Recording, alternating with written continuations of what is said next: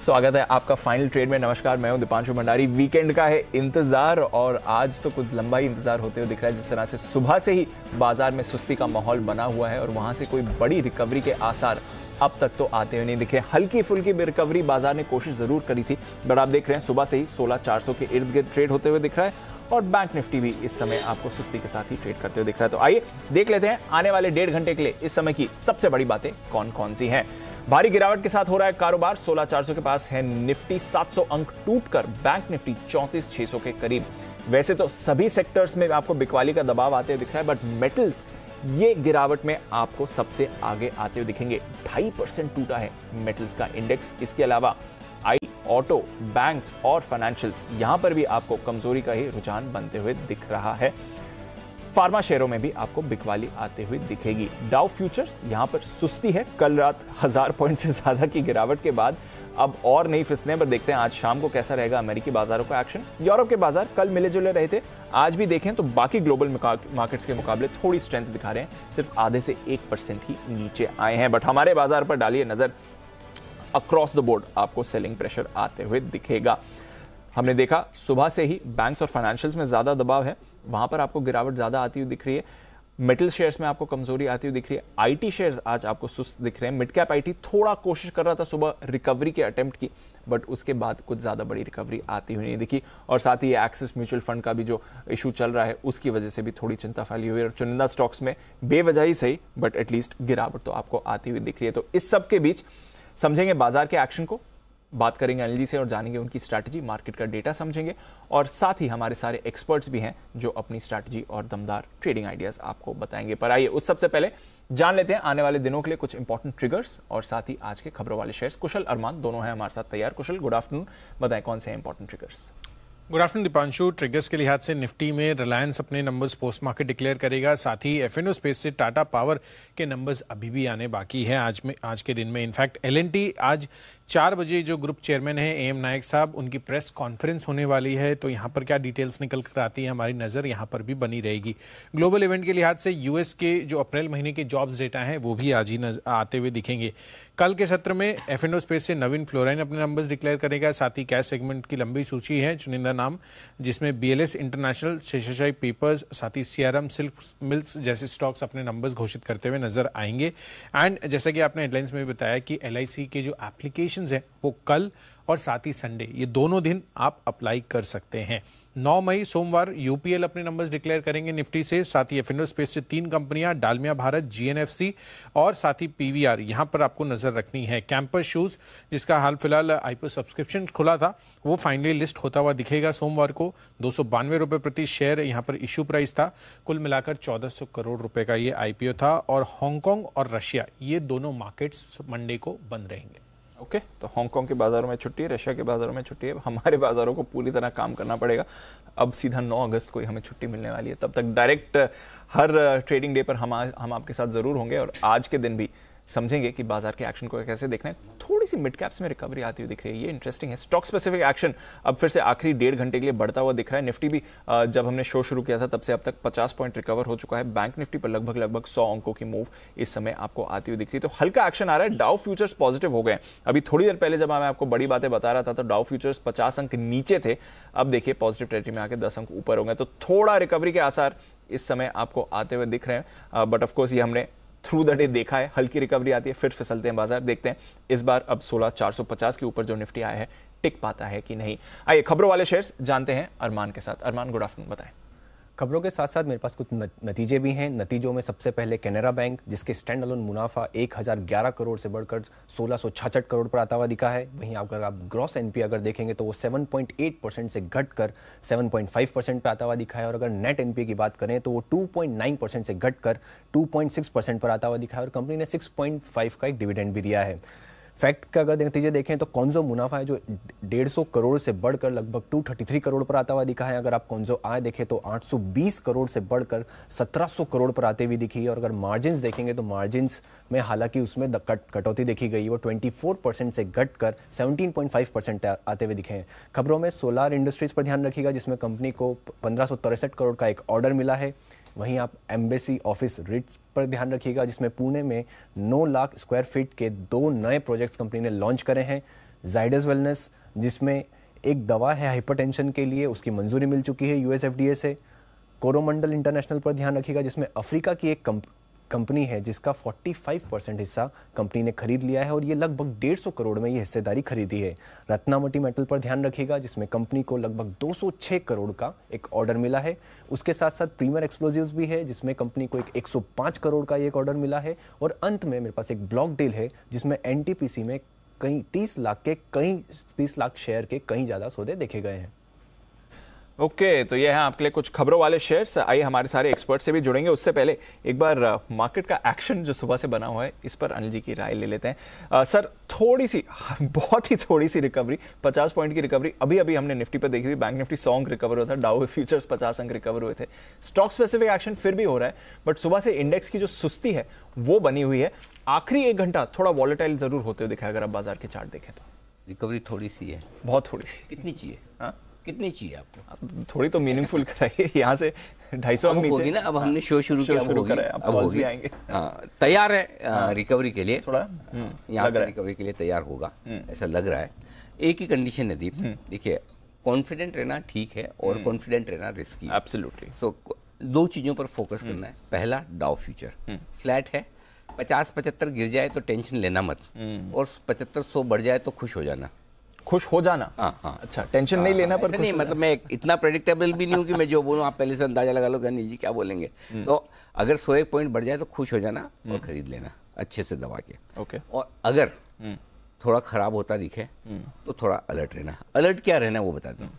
Alert में कुछ नहीं रहना है, सिंपल 16,300 का आपका स्टॉप लॉस है निफ्टी पे। ओके। 16,340 का लो बनाया। आज की हमारी पहली ट्रेडिंग रेंज जो थी दीप, वो 16,350 से 16,450 की थी, करेक्ट, जिसमें जो हमने सुबह सुबह पहली आपको रेंज दी 350 से 500।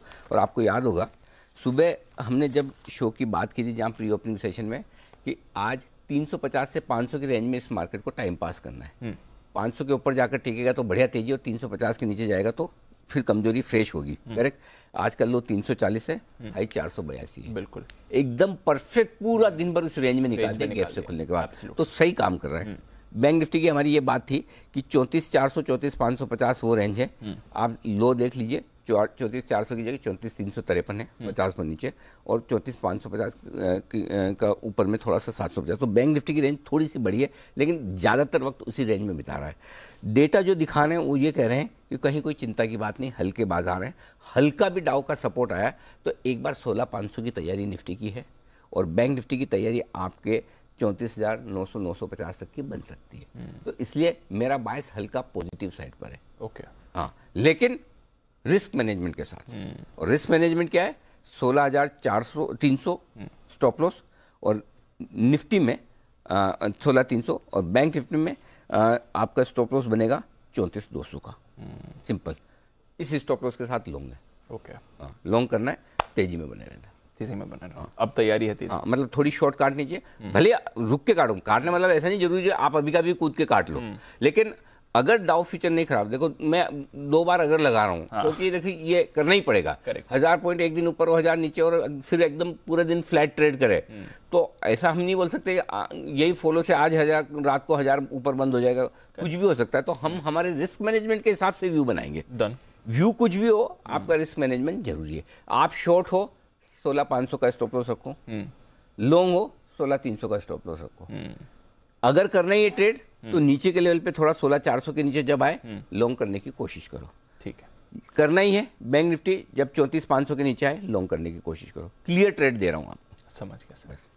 ठीक है, आइए फिर बाजार थोड़े रिकवरी के मूड में है। कुछ कॉल्स भी ले लेते हैं। हमारे पूरे दमदार एक्सपर्ट्स का पैनल है तैयार, और पहला बिगुल स्विंग के सुल्तान आशु मदान के लिए।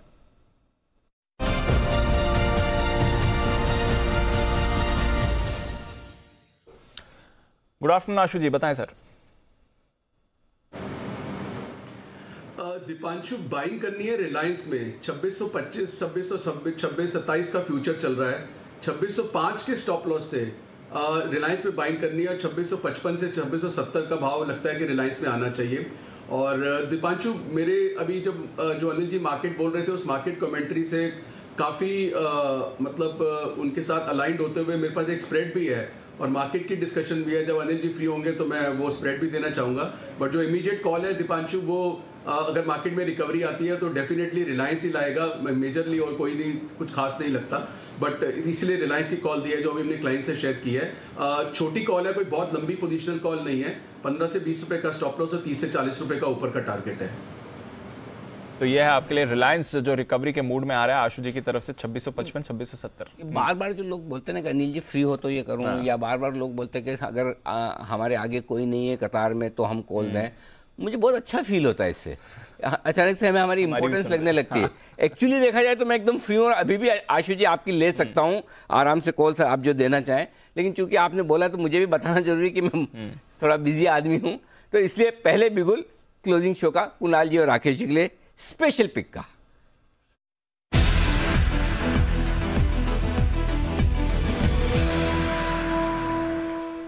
बताएं सर। देखिए अनिल जी, ये जो वेरी वेरी स्पेशल पिक है, ये मेरा पिक ऑफ द वीक भी था। पूरा ट्रंकेटेड वीक निकल गया, मतलब कि, और दो फैट हाइक होगी यहाँ पर भी, यूएस में भी, उसको भी सस्टेन करा है। और ये वेरी स्पेशल पिक है। आईटीसी में खरीदारी की राय है। जिस तरीके का ब्रेकआउट आईटीसी के अंदर 265 रुपए के ऊपर देखने को मिल रहा है, ये स्टॉक अब 275 278 की तरफ जा रहा है, तो इसको मिस नहीं करना चाहिए। ओवरवेट खरीदारी की राय है। और सुबह से एनर्जी लगा हुआ हूं कुणाल जी को मनाने के लिए। अब तो कुणाल जी के सुपर कंप्यूटर सुपर ब्रेन में भी आईटीसी आ गया है, बाई सिग्नल आ गया है। ओवर टू कुणाल जी।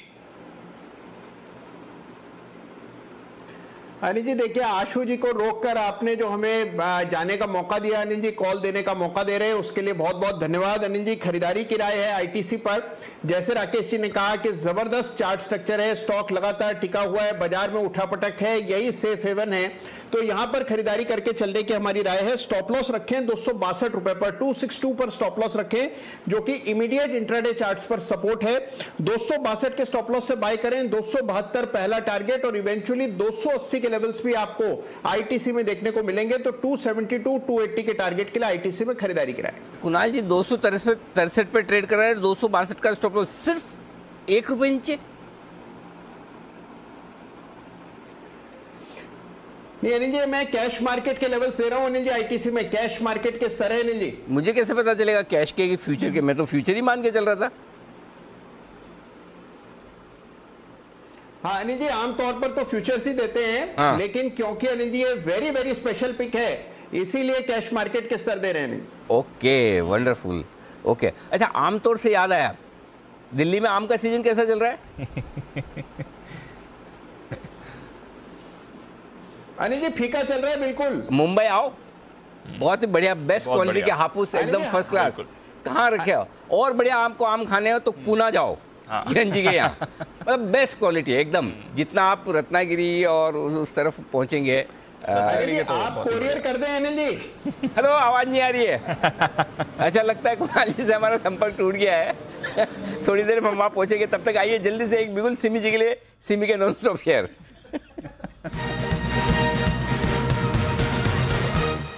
जी सिमी जी बताइए। Good afternoon Anil ji, very good afternoon Deepanshu. मेरे तरफ से अभी का जो कॉल होगा वो मैं एक बात यहाँ पे बताना चाहूंगी। मैं आशु जी से पहले तो नहीं जा सकती, क्योंकि उन्होंने पहले, वो शायद स्टूडियो में ही बैठे हैं, तो उनको मैं होल हार्टेडली सपोर्ट तो कर सकती हूँ। स्टॉक मैंने भी सेम ही चूज किया है, रिलायंस। सुबह से एक ही लेवल में वॉच कर रही थी, 2590 इसका 50 डेमा है, और पूरा दिन इसको होल्ड करना है 50 डेमा को। नंबर भी आएगा 2590, अगर ब्रिज नहीं होगा तो यहाँ पे मिनिमम 100-150 पॉइंट का रैली एक्सपेक्ट कीजिए। रिलायंस मेरे तरफ से भी मैं पूरा बिल्कुल सहमत हूँ उनसे। रिलायंस खरीद के चलिए और रिलायंस को होल्ड करके रखिए। जैसा भी हो, ग्लोबल क्यूज जैसा भी हो, नेक्स्ट वीक के लिए भी रिलायंस को होल्ड कीजिए। रिलायंस का रिजल्ट्स अगर आज सपोर्ट दे देते हैं तो नेक्स्ट वीक का pick of the week Reliance ही होना चाहिए। Okay, pick of the week Reliance रहेगा। ये है वो स्टॉक का। स्टॉप लॉस टारगेट नहीं बताया सिमी जी आपने? आशु जी वाले यूज कर लो। 2590 का ही होगा, स्टॉप लॉस 2590 का ही होगा, क्योंकि वही 50 डेमा है और वही पे सपोर्ट है, वो क्लोजिंग बेसिस पर फॉलो करना पड़ेगा। और टारगेट्स मैंने 100-150 पॉइंट का रैली एक्सपेक्ट किए हैं, तो 2620-25 के आसपास मुझे मौका मिला है, तो 2620-25 से 100-150 पॉइंट का रैली आप कैलकुलेट करके लगा दीजिए। थैंक गॉड आपने अच्छा बोला है। 2620 से 100 पॉइंट 2720 होते हैं, 150 पॉइंट 2770 होते हैं। ये नहीं बोला कि 65 रुपए और 85 रुपए ऊपर लगा लीजिए। अगर ये बोला होता तो मेहनत करनी पड़ती है। 2620 और 65 बहुत टाइम लग जाता है। अभी ये वाला आसान है, 2620 से 100 रुपए ऊपर हमारे सारे दर्शक भी आराम से कर सकते हैं सिमी जी के टारगेट हासिल। 2730 और 2765। ओके चलिए, यह 2630 पर इस वक्त आपके लिए रिलायंस खरीदारी करने का है। अच्छा, आशु सर के लिए बिगुल, स्विंग के सुल्तान आशु मदान।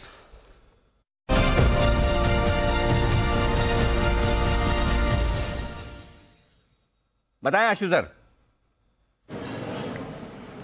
अनिल जी, 2-3 चीजें जो मैं आपको बोलता हूँ, अगर फ्री हो तो अनिल जी वो उसका मीनिंग ये होता है कि कोई कतार में तो नहीं है, नहीं तो राकेश जी कंप्लेंट कर देते हैं कि शेयर भाग गया या घट गया या उसके लिए। और दूसरी चीज अनिल जी, आपने सिमी जी से अलाइनमेंट देखी है अपनी कैसी हो गई है, जबरदस्त। मतलब आप पूछिए कि 3 दिन पहले उन्होंने मारुति की सेल कॉल दी थी और मैंने स्पेशल मैसेज किया था कि पूरी तरह से सपोर्ट करता हूँ। और आपको पता है तेजी में स्टॉक बेचने में जो मजा आता है 4 साल में आशु सर, 4 साल में अच्छे रिजल्ट के बाद 4 साल में आपका एकमात्र नहीं, सबसे बड़ा अचीवमेंट यही है कि 16 हमारे एक्सक्लूसिव एक्सपर्ट में से एक ही को आप बदल पाए हैं, और वो है सिमी जी, हमारी भोली वाली सिमी जी।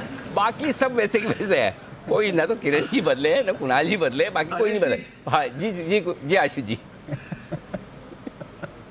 अनिल जी, ये तो बहुत अच्छी बात है, क्योंकि कॉन्ट्रेरियन होने के लिए और कॉन्ट्रा होने के लिए मुझे अपने साथ कोई चाहिए भी नहीं है, तो ये बहुत अच्छी बात है अनिल जी। अभी भी अनिल जी मैं मतलब अभी ट्रिप पे हूँ और आज आप देखेंगे मेरी बैकग्राउंड भी नहीं है अनिल जी। आज मैं लुधियाना में हूँ, कल पटियाला में था। तो अनिल जी, ग्राउंड में जाके जिस तरह से मतलब लोग हमारे को देखते हैं, जो संदीप जैन ने भी एक बार बहुत अच्छे से एक्सप्लेन किया था, और जिस तरह से अनिल जी, सबसे बड़ी बात आपको ये बहुत फीडबैक मिले होंगे कि बहुत लोग प्यार करते हैं, चाहते हैं, सब कुछ है, लेकिन अनिल जी जिस तरह से ब्लाइंडली फॉलो करते हैं अनिल जी, जो रिस्पॉन्सिबिलिटी हमारे को ऊपर डलती है ना, उससे मैं आपको बता नहीं सकता किस लेवल का आप रिस्पॉन्सिबल और अकाउंटेबल फील करते हो कि जिस तरह के लोग हमें वैल्यू करते हैं और ब्लाइंडली फॉलो करते हैं। So that puts at least me under too much of A pressure कि हमें बहुत ही सोच समझ के इस मार्केट में अनिल जी ध्यान से काम करना है। तो अनिल जी, मुझे मेरे साथ कोई नहीं चाहिए, मुझे अलग ही अच्छा लगता है, लेकिन सिमी जी की अलाइनमेंट स्पेशल थी तो मैं हाईलाइट कर रहा था। अनिल जी, रही बात मार्केट में मेरा व्यू अनिल जी मार्केट में बिल्कुल वही है जो पिछले 15 दिन से चल रहा है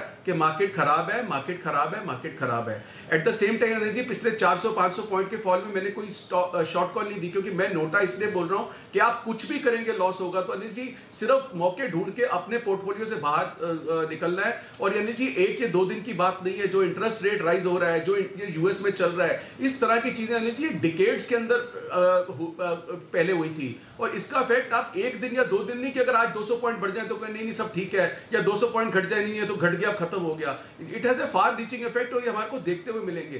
तो ये टाइम बहुत डिफिकल्ट है। Having said that Anil ji, मुझे यहाँ से एक बाउंस बैक लगता है, क्योंकि आज एक तो गैप डाउन के बाद पहला दिन मंदी का, ऊपर से अनिल जी वो एक्सिस म्यूचुअल फंड वाले मैसेजेस जिस तरह से फ्लोट कर रहे हैं ओवरऑल, और जिस तरह से मार्केट में डिप आया, तो अनिल जी एक जो टेम्परेरी शॉर्ट कवरिंग होती है ना, वो जरूर आ सकती है। तो उसके लिए अनिल जी एक स्प्रेड बनाया है, और वो अनिल जी इसलिए सिर्फ ये है कि मैं आपसे 1 मिनट और लूंगा। हमने अनिल जी एक कॉल ये भी शेयर किया कि 14,600 की कॉल और 14,200 की पुट भी लेके रखनी चाहिए, सॉरी 16,600 की कॉल और 16,200 की पुट भी लेके रखनी चाहिए अगले हफ्ते के लिए, क्योंकि वी आर एक्सपेक्टिंग 400 पॉइंट की मूवमेंट ऊपर नीचे दोनों तरफ, और ये पॉसिबिलिटी दोनों तरफ की है। लेकिन मैं अनिल जी ये शेयर कर रहा हूं कि हमने जो अपने क्लाइंट से शेयर किया कि 400 पॉइंट की मूवमेंट आ सकती है, बट उसके लिए अनिल जी मुझे लगता है कि अगर, क्योंकि अनिल जी देखो 16,400 पे आके अब किसी से बिकेगा तो है नहीं, एवरेज आउट करने की किसी की हिम्मत नहीं है, क्योंकि ऑलरेडी इतने लॉसेस चल रहे हैं। आज हम जितनी भी कॉल देते रहे अनिल जी, अगर अच्छे टाइम पे यही कोई कॉल दे रिलायंस तो 100 लोग पार्टिसिपेट करते थे, आज कॉल दी होगी 10 लोग पार्टिसिपेट करें, क्योंकि पहले के इतने वुंड्स हैं। और अनिल जी मतलब जो नहीं निकल सका वो उसके लिए फ्यूटाइल बात है। मैं अभी थोड़ी देर में कह दूंगा टारगेट अचीव 25 रुपए बढ़ गया क्या, लेकिन लोगों को फायदा हो पाया, फायदा उसको होगा अनिल जी जो पिछले 1000 पॉइंट से फंसा हुआ है, कभी किस स्टॉक में कभी किस स्टॉक में। सेल देखिए अनिल जी 100 नहीं 90 से भी नीचे आ गया है, 100 उसका सपना हो गया है। तो ऐसे बहुत सारे स्टॉक्स हैं अनिल जी जिसमें बहुत बड़े बड़े डैमेज हुए हैं, और हम किसी भी तरह की कॉल देते रहते हैं। एनीवेज अनिल जी 16,600 की एक कॉल लेनी है। लेकिन ये सारी चीजें तो पता है आशु सर, ये सारी चीजें तो कुछ नया बताओ ना। 107 वाला सेल आ गया 90, ये तो पता है, नया बताओ नया क्या है? नहीं जी, अनिल जी 100 में भी अच्छा लगता है, हाँ वो बात अलग मैं बताता हूँ जी। अच्छा कुणाल जी कुछ कह रहे हैं जी कुणाल जी कुछ विशेष टिप्पणी आ रही कुणाल जी की जी। अनिल जी आशु जी ने जो नई बात बताई है वो ये है कि वो लुधियाना में है अनिल जी। बाकी बाजार में तो अनिल जी हवा ये थी कि आशु जी यूएस गए हुए तभी वहां इतनी बड़ी गिरावट आई है।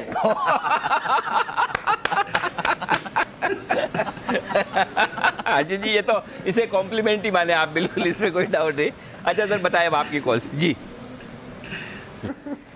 अनिल जी 16,600 की एक कॉल लेनी है और 16,800 की 2 कॉल बेचनी है। ये स्प्रेड बनेगा अनिल जी कोई 15 रुपए में।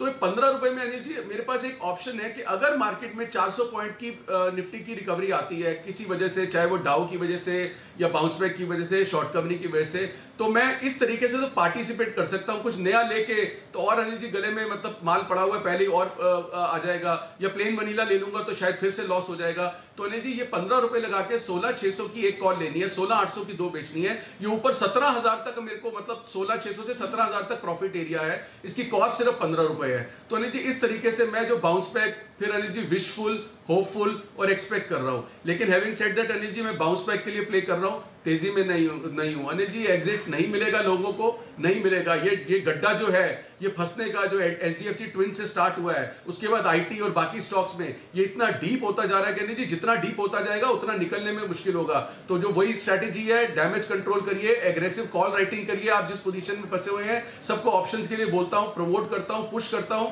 कि एक ऐसी चीज है जिसको यूज करिए। नहीं तो आप बिल्कुल अगर प्लेन वनीला लेके बैठ जाएंगे और सोचेंगे कि भाव ही ऊपर आएंगे, बिकेंगे, तो ये ऐसी मार्केट नहीं होगी। और अनिल जी आपसे लोग बहुत प्यार करते हैं, आपको बहुत याद करते हैं, और हम बार बार कहते हैं आप वहां से निकल के जरा शहर घूमिए। और बहुत इंपॉर्टेंट है अनिल जी लोगों के बीच में आके आप लोगों के बीच में शो करना चाहिए। आप अकेले चले जाते ले जाते तो होने ही आशु सर, फिर बाद में वहाँ जाके बोलते हो आज मैं पटियाला में हूँ, आज लुधियाना में हूँ, आज मैं गोवा में हूँ।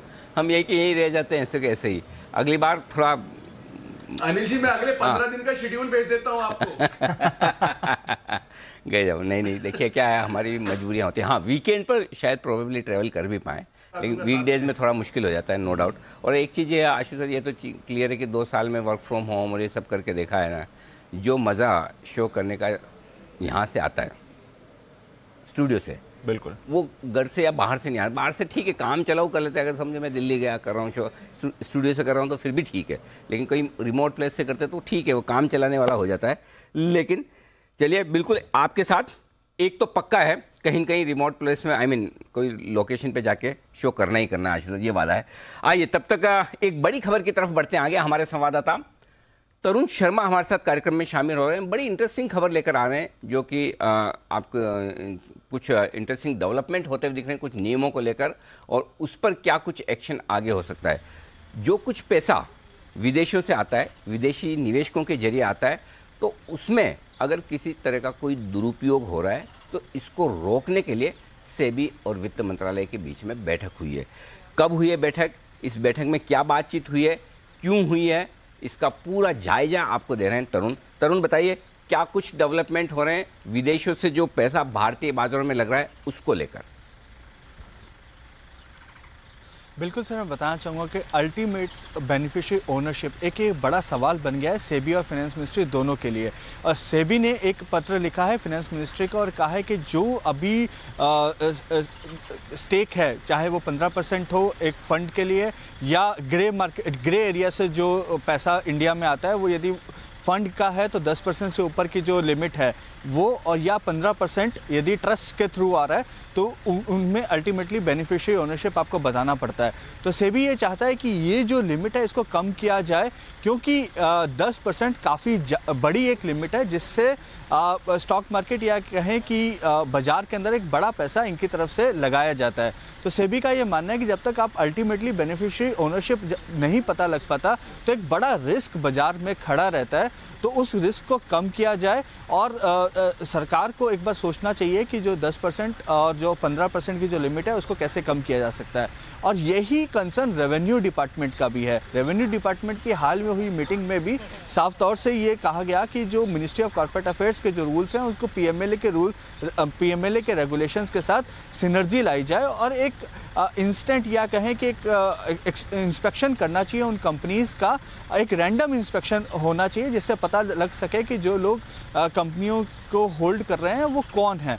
मैं बताना चाहूँगा, एक बड़ी कंपनी के खिलाफ सेबी ने इन्वेस्टिगेशन स्टार्ट किया था, वो इन्वेस्टिगेशन अभी भी चल रहा है, लेकिन उसमें मुश्किल यही आ रही है कि वो अल्टीमेट बेनिफिशियरी ओनरशिप नहीं पता कर पा रहे हैं, क्योंकि एक बहुत बड़ी लेयर बन जाती है। पैसा मॉरिशस से आता है, साइप्रस से आता है, लेकिन जब उसके बाद वो पूछते हैं कि ये पैसा किसका है, तो वो वहाँ के रेगुलेटर बताने में सक्षम नहीं हो पाते। तो इस वजह से एक बड़ा कंसर्न सरकार और सेबी के सामने इसको लेकर है। बिल्कुल बड़ा कंसर्न है सेबी के सामने, और ये जो एफपीआई रूट का दुरुपयोग होता है उसको रोकने के लिए ये सीमाएं की बात कर रहे हैं, रिस्ट्रिक्शंस की बात की जा रही है। सर, कैसे समझना चाहिए ये जो अल्टीमेट बेनिफिशियरी और ओनरशिप नियम पर चर्चा है, लिमिट लगाने की बात चल रही है, कैसे देखा जाए सर? ये बहुत ज़रूरी है और ये सही दिशा में सेबी का सही कदम है। अल्टीमेटली क्या होता है कि कई सारे ऐसे देश हैं जहाँ पर या तो आपके टैक्सेशन ट्रीटी है या फिर जो अल्टीमेट बेनिफिशियरी है उसकी आइडेंटिटी बताई नहीं जाती है। फॉर एग्जाम्पल मॉरिशस में एक फंड है, ठीक है, अब मॉरिशस का पैसा तो है नहीं, छोटा सा देश है, करेक्ट, साइप्रस है, कैमन आइलैंड है ना, जहाँ पर इस तरह के बहुत सारे देश हैं जहाँ टैक्सेशन बेनिफिट मिलते हैं, डीटीटी है, डबल टैक्सेशन अवॉइडेंस एग्रीमेंट है, तो उसके चलते वहाँ पर लोग जाकर अपनी कंपनी खोलते हैं, करेक्ट, विदेशों से पैसा वहाँ आता है, करेक्ट, वहाँ से पैसा हमारे यहाँ आता है, और हमारे यहाँ जो पैसा आता है वो किस सूरत में आता है? एफआईज का पैसा है, क्योंकि विदेश से आ रहा है, ठीक है, परफेक्ट है, वहाँ रजिस्टर्ड एफआईज है, वहाँ की इंस्टीट्यूशन है, वहाँ के इन्वेस्टर है, वो पैसा लगा रहे हैं। अब उन कंपनियों में या उन फंड में एक्चुअली कौन इन्वेस्टर है, एग्जैक्टली वो पता नहीं चलता, क्योंकि उन्हें बताने की जरूरत नहीं।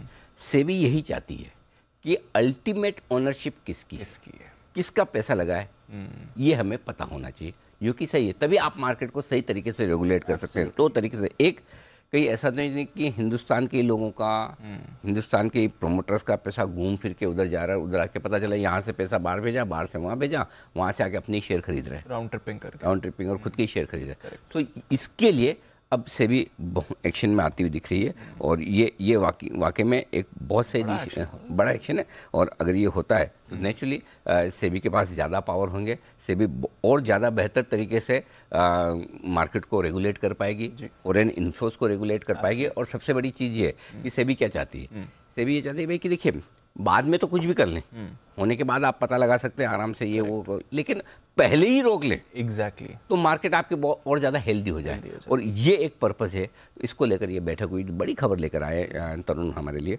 तो ये एक बेहद इंटरेस्टिंग खबर है, बड़ी खबर है। तो पूरी तरह से सेबी की तैयारी है। पहले वो जो पी नोट्स पर एक्शन लिया था, उसके बाद अब ये लॉजिकली नेक्स्ट स्टेप ये बनता है कि कौन इवेंचुअली इसके पीछे, बस, और होना चाहिए ना। सी आप डीप सिंपल सी चीज़ है, कोई भी कहीं से भी पैसा लगाए, टैक्स एडवांटेज ले लो, मना थोड़ी करें कि आप टैक्स एडवांटेज मत लो, ट्रीटी है लीजिए, लेकिन आप ये मैं टैक्स एडवांटेज भी लूंगा, बताऊंगा भी नहीं कि मैं हूं कौन, ये तो गलत, ये तो नहीं चलेगा ना भाई। कोई कितना ही बड़ा आदमी रहे, कोई कितना ही बड़ा कॉर्पोरेट है, कोई कितना ही बड़ा प्रोमोटर है, कोई कितना ही बड़ा फंड मैनेजर रहे या फंड रहे, तो सेबी और फाइनेंस मिनिस्ट्री यही चाहती है कि अल्टीमेटली जो लोग पैसा लगा रहे हैं, और आप बता के लगाओ ना, मना थोड़ी कि ऐसा थोड़ी कि दीप का पैसा तो हम मना कर देंगे, वैसा नहीं, पता होना चाहिए कि कौन है, आइडेंटिटी मालूम, बस ये है रीजन। तो चलिए, ये बहुत बढ़िया एक्शन होने की तैयारी में है, देखते हैं आगे क्या कुछ होता है। धन्यवाद तरुण पूरी डिटेल्स देने के लिए। तैयार है स्ट्रेटेजी 2:30 बजे की भी, लेकिन उससे पहले स्वागत करना है हमें सेठी साहब का।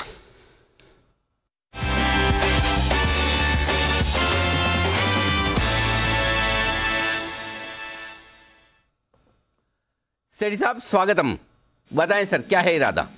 Good afternoon Anil ji, good afternoon Deepanshu. Anil ji, आज 2 कैश मार्केट के स्टॉक्स में खरीदारी करने की राय है, और बाकी एक अपडेट भी अनिल जी, जो आज सुबह बाजार खुलने से पहले मेरी 2 पिक्स थी, एक तो रिलायंस को और दूसरा टाटा स्टील को गिरावट में खरीदारी करने की सलाह थी।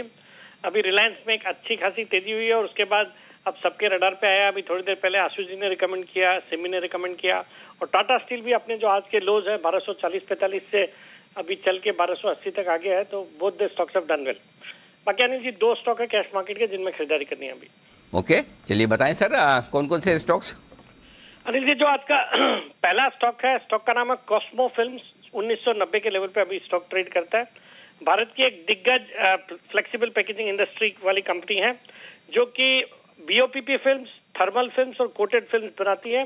ये भारत की लार्जेस्ट एक्सपोर्टर है बीओपीपी फिल्म्स की, और कंपनी ने अभी हाल ही में एक्सपेंशन भी किया, कैपेसिटी एक्सपेंशन, जिसका फायदा आने वाले दिनों में भी देखने को मिलेगा। और बहुत ही स्ट्रांग क्लाइंटेल है, Pepsi, HUL, Colgate, Coca Cola, Nestle, Parle, ITC और इस तरह के और सारी कई कंपनियों को कंपनी कैटर करती है। फंडामेंटल सॉलिड है, रिटर्न ऑन इक्विटी अराउंड 27-28%। पिछले 3 साल का कैगर जबरदस्त रहा है। FY18 में जहां 64 करोड़ का पैट था कंपनी का, वो FY21 में बढ़ के 236 करोड़ हो गया। दिसंबर क्वार्टर भी बहुत अच्छा था। वैल्यूएशन के लिहाज से भी 9-10 के मल्टीपल पे स्टॉक सस्ता है। और बाकी स्टॉक को आज पिक करने के पीछे कारण ये भी है कि सोमवार को इसके नतीजे आने हैं। नतीजे मुझे लगता है बहुत अच्छे रहेंगे। प्लस कंपनी ने बोनस ऐलान करने के लिए भी वो मीटिंग रखी है, तो उस दिन बोनस का भी डिक्लेयर होना है। तो हम बुलिश ऑन द स्टॉक। मुझे लगता है शॉर्ट टर्म में 2060 तक के लेवल्स आ सकते हैं, तो खरीदारी करने की सलाह। 1970 का स्टॉप लॉस रखना। ओके, 1970 का स्टॉप लॉस और टारगेट कितना? 2060, 2060। 2060। हाँ, मैं 2060 समझा, 7। मैंने कहा ये तो क्या है। हाँ, 2060। ओके सर, दूसरा बताऊं? दूसरा स्टॉक भी अनिल जी एक पेपर स्टॉक है, वेस्ट कोस्ट पेपर, 337 के लेवल पे अभी ट्रेड कर रहा है। आज सुबह भी चर्चा हो रही थी पेपर स्टॉक्स के बारे में। आज आंध्रा पेपर के नतीजे आए कल। नतीजे तोड़फोड़ थे और उसको देखते हुए मुझे लगता है पेपर सेक्टर का इस बार जो नतीजे रहेंगे बहुत ही अच्छे रहने चाहिए। पेपर की प्राइजेस में जबरदस्त तेजी हुई है, पेपर की डिमांड जबरदस्त है। जिस तरह से ओपनिंग अप हो गया, स्कूल्स खुल गए हैं, सिंगल यूज प्लास्टिक का बैन चल रही है, फिर जो ऑनलाइन जो मार्केटिंग में जो पैकेजिंग में यूज होता है वो भी पेपर की डिमांड बहुत ज्यादा है। तो मुझे लगता है ये स्टॉक बहुत ही अच्छा कर सकता है और कंपनी के फंडामेंटल्स अच्छे हैं, अच्छे रिटर्न रेशियोज है, डेट रिडक्शन पे पूरा फोकस है और प्रोमोटर्स की हिस्सेदारी 56.5% जो उन्होंने बढ़ाई भी है हाल ही में। और FIS अराउंड 10% ओन करते हैं, जिसमें निप्पॉन लाइफ है, L&T है। तो हम बुलिश ऑन द स्टॉक। मुझे लगता है करंट लेवल्स पे इसको खरीदे। 350 का शॉर्ट टर्म टारगेट, 332 का स्टॉप लॉस। 332 का स्टॉप लॉस, 350 के टारगेट के लिए करें खरीदारी आप। वेस्ट कोस्ट पेपर में भी ये राय आपके लिए सेठी साहब की तरफ से आती हुई दिख रही। तो 2 बेहतरीन पिक्स आपके लिए सेठी साहब की तरफ से। धन्यवाद सर। आइए मुदीद जी से करते हैं मुलाकात, मुनाफे वाले मुदीद।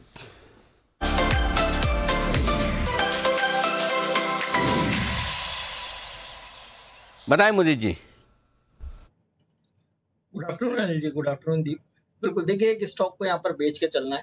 इसका नाम है गोदरेज प्रॉपर्टीज। 1415 रुपए CMP है। यहाँ पर शॉर्ट करने की सलाह है, जिसका पहला टारगेट होगा 1390 का। उसका भी ब्रेकडाउन हुआ 1370 तक की डाउन साइड ये काउंटर दिखा सकता है। स्टॉप लॉस रहेगा 1430 का। ठीक है, जिस तरह के स्ट्रक्चर बनाए हैं, स्टॉक में तेजी बन रही थी। लास्ट 2 सेशन से जिस तरह का सेल ऑफ आया है और आज कल के भी लोज जो प्रीवियस लोज थे उसका भी ब्रेकडाउन देखने को मिल रहा है। बढ़िया वॉल्यूम के साथ बाइंग सेलिंग देखने को मिल रही है। जिस तरह के स्ट्रक्चर नजर आ रहे हैं 1370 तक की डाउन साइड ये काउंटर दिखाएगा।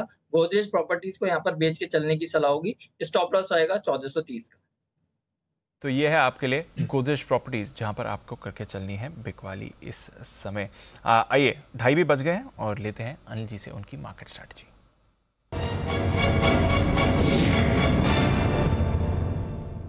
सर, जो हल्का फुल्का डाउ फ्यूचर्स का सपोर्ट आ रहा था वो पूरी तरह से चला गया है। 50 अंक ऊपर दिख रहे थे शो की शुरुआत में, अब 100 अंक नीचे हैं, तो 150 पॉइंट फिसल गए डाउ फ्यूचर्स। नैस्डैक फ्यूचर्स वापस गिरावट आ गया। कल 5% टूटा था सर नैस्डैक फ्यूचर्स, आज आधा % नीचे आपको आते हुए दिख रहा है। इंपॉर्टेंट डे है आज, जॉबलेस डेटा आने वाला है US में, देखते हैं कैसा रहेगा। यूरोप के बाजार कल उतने नहीं गिरे थे, आज भी उतना नहीं गिर रहे हैं, 1% ही नीचे आपको यूरोप दिख रहा है। कच्चा तेल 113 डॉलर पर इनफैक्ट ब्रेंट इस समय, तो वो एक चिंता का विषय है। रुपया आज काफ़ी कमज़ोर हुआ है, 62 पैसे की कमज़ोरी आज ही के दिन आपने रुपए में आती हुई दिख रही है। 77 से ज़्यादा दूर नहीं है, तो सपोर्ट तो नहीं है सर, और संकेत भी काफ़ी कमज़ोर है। हमें क्या करना है? देखिए, वैसे तो जो कुछ करना है सोमवार को ही करना है, ज़्यादा बढ़िया है। वीकेंड की कौन रिस्क रखे? आजकल वैसे भी ओवरनाइट रिस्क रखने जैसा मार्केट है नहीं, ठीक है ना। अब 100 नीचे है डाउ, कौन बोल सकता है 100 ही नीचे बंद होगा जब आज रात को बंद होगा तो, या 500,000 ऊपर नहीं होगा या 500,000 नीचे नहीं होगा, तो भगवान जाने क्या होगा। सो बेटर है ओवरनाइट रिस्क तो नहीं रखनी है। मैं डेटा आपको बता दूँ दीप की क्या कह रहे हैं डेटा। डेटा ये कह रहे हैं कि संभावना इस बात की पूरी है कि आप 17,000 नहीं है ना आजकल, 16,000 का है, 16,000 का है। आदत पर डालनी पड़ेगी। 16,400 के नीचे शायद क्लोज होते ना, देखें सपोर्ट दिख रहा है 16,400 पर। 32 लाख शेयरों का ओपन इंटरेस्ट पुट में है, 20 लाख शेयर यहाँ पर आज जुड़े हैं। तो 3 बजे तक आपको फोकस करना है 16,400 पर। अगर 16,400 को होल्ड कर पाते हैं तो ठीक है, 16,400 के नीचे जाते हैं तो आपके लिए कमजोरी बढ़ सकती है, लॉन्ग अनवाइंडिंग का थोड़ा खतरा बढ़ेगा, लेकिन ज़्यादा नहीं। ऊपर कितना जा सकते हैं? 16,500 को भी पार करने की जल्दबाजी नहीं है निफ्टी की, क्योंकि 16,500 के कॉल्स पर 44 लाख शेयर हैं, हाई जो आज जिससे में 42 लाख आज ही जुड़े हैं। सो ब्रॉडली आज दिन भर जो रेंज हमने निकाली, नीचे में 16,350, ऊपर में 16,500, इसी रेंज में हम बंद हो जाएंगे और ज़्यादा संभावना है कि 16,500 के नीचे और 16,400 के ऊपर बंद होंगे। तो कोई बड़ा मूव आखिरी 1 घंटे में आए, इसकी संभावना कम दिख रही है। आ सकता था, लेकिन डाउ फ्यूचर ने साथ नहीं दिया, ऊपर की तरफ नीचे आया तो भी हम ज़्यादा नहीं गिरे। तो आपको ध्यान होगा, मैंने एक ही चीज़ बोला, ऊपर नीचे से अब आपको नीचे आएगा तो हम ज़्यादा, लेकिन ऊपर 100 पॉइंट हो गया तो हम तेज़ी से भाग एग्जैक्टली। क्योंकि और इसलिए नहीं कि मैं बायस हूँ तेजी की तरफ में, इसलिए कि जिस लेवल पर हमें एग्जैक्टली ठीक है ना, बहुत ज़्यादा ओवरसोल्ड, हम ओवरसोल्ड लेवल पर है, नीचे के लेवल पे, इसलिए अगर रिकवरी आई डाउ फ्यूचर में तो हम भागेंगे जोर से, गिरावट आई तो हम धीमे धीमे गिरेंगे। ये क्लियर कट है। देखो जो कुछ डाउ गिरा है उसको हमने काफ़ी हद तक कल ही कर लिया था। डाउ 1000 बढ़ के 1000 घटा, हम कल जितने बढ़ गए कल ही खत्म हो गया, तो कल फ्लैट बना। तो आज 250 पॉइंट की कमजोरी तो हम 70 पॉइंट के डाउ फ्यूचर पे ही कर रहे हैं ना, है ना, एग्जैक्टली ठीक है ना। तो इसलिए अगर अच्छी खबर आई तो बढ़ेंगे जल्दी से यहाँ से, और खराब खबर आई तो कम गिरेंगे। और यही ट्रेंड आप पिछले आधे घंटे से देख रहे हैं, अगले 1 घंटे भी यही देखेंगे। क्लियर है। अब आइए बैंक निफ्टी। बैंक निफ्टी आपका है 34,600 के आसपास। ज़्यादा संभावना ये है दीप कि 34,500 के नीचे बंद नहीं होना चाहिए, वहाँ सपोर्ट है आपका 17 लाख शेयर है, और नहीं आपका 35,000 के ऊपर बंद होने के चांस दिख रहे हैं इस वक्त ज़्यादा, क्योंकि वहाँ पर हल्की फुल्की सप्लाई है। सो डेटा कम है बैंक निफ्टी में, जितने होने चाहिए उतने हैं नहीं। सो मेरा ये समझना शायद ज़्यादातर वक्त आप 34,500 के आसपास ही पार करके निकाल दें, और जो रेंज अभी तक की दिन भर की बैंक निफ्टी की भी है, नीचे में 34,350, ऊपर में 34,750, 800, वही रेंज में रहेंगे। कोई खास बड़ा मुंह नहीं दिख रहा इस वक्त, नहीं आने वाला। हाँ, तो रेंज में ही रहने वाले बाजार इस समय, ये आपके लिए क्लियर होते हुए दिख रहा है। चलिए इस रेंज में जो स्टॉक का एक्शन आ रहा है उस पर करते हैं चर्चा, क्योंकि कुछ और काउंटर्स हैं जहां पर थोड़ी खरीदारी आपने बनती हुई देखी है इस समय। GSPL, जरा इसका चार्ट देखें, 1.5% की मूव इस पर आती हुई दिख रही है। थोड़ी खरीदारी GSPL का काउंटर दिखा रहे हैं, इंटरेस्टिंग मूव आई है, अभी अभी एक स्पाइक बनते हुए दिख रहा है। सुमित जी जरा देखें इसका चार्ट, GSPL कमजोर बाजार में थोड़ा एक स्पाइक दिखा रहा है। दिवांशु, एक बाउंस बैक तो देखने को मिल रहा है, स्टॉक लोअर लेवल से एक अच्छा बाउंस दिखा भी रहा है, लेकिन अच्छी तेजी स्टॉक में देखने को मिलेगी जब स्टॉक एक बार ऊपर में 264-265 का लेवल ब्रेक करेगा। 264-265 के बाद एक बढ़िया मूव बनेगा, तो तब तक ये, जब तक ये ब्रेक नहीं करता तब तक एग्जिस्टिंग पोजीशंस होल्ड रख के चले और ब्रेकआउट का वेट करें। है आपके लिए GSPL, एग्जिस्टिंग पोजीशन होल्ड करें, ब्रेकआउट का करें इंतजार। थोड़ा एक्शन उस पर आ रहा है, थोड़ा एक्शन आ रहा है वरॉक इंजीनियरिंग पर भी।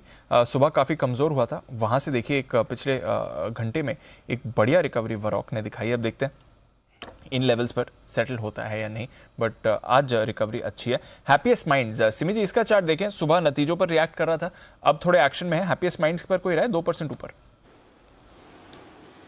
दीपांशु 1025 से 1030 इसके लिए रेजिस्टेंस है। स्टॉक में वापस से तेजी करने का सजेशन तभी दे सकती हूँ जब ये स्टॉक 1030 के ऊपर जाएगा और 2-3 ट्रेडिंग सेशन वहाँ पे सस्टेन भी करेगा। फिलहाल तो वीक है चार्ट, पर ओवरऑल लॉन्ग टर्म के लिए मेरा व्यू अभी भी मंदा नहीं है। मैं सिर्फ ये कहूँगी कि जिन्होंने लॉन्ग टर्म के लिए होल्ड किया है उनको मैं और थोड़ा सा समय देने के लिए कहूँगी।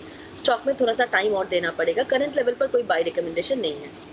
ओके, ना बाय ना सेल, कोई रिकमेंडेशन नहीं, अपना अपना खुद देखो, ऐसा कहना है सिमी जी का। सिमी जी यही कह रही ना अब? एकदम है एकदम। अरे ऐसा मत बोलो, एकदम परफेक्ट। कुछ तो है, कुछ तो डायरेक्शन दो, कुछ तो मार्गदर्शन करो।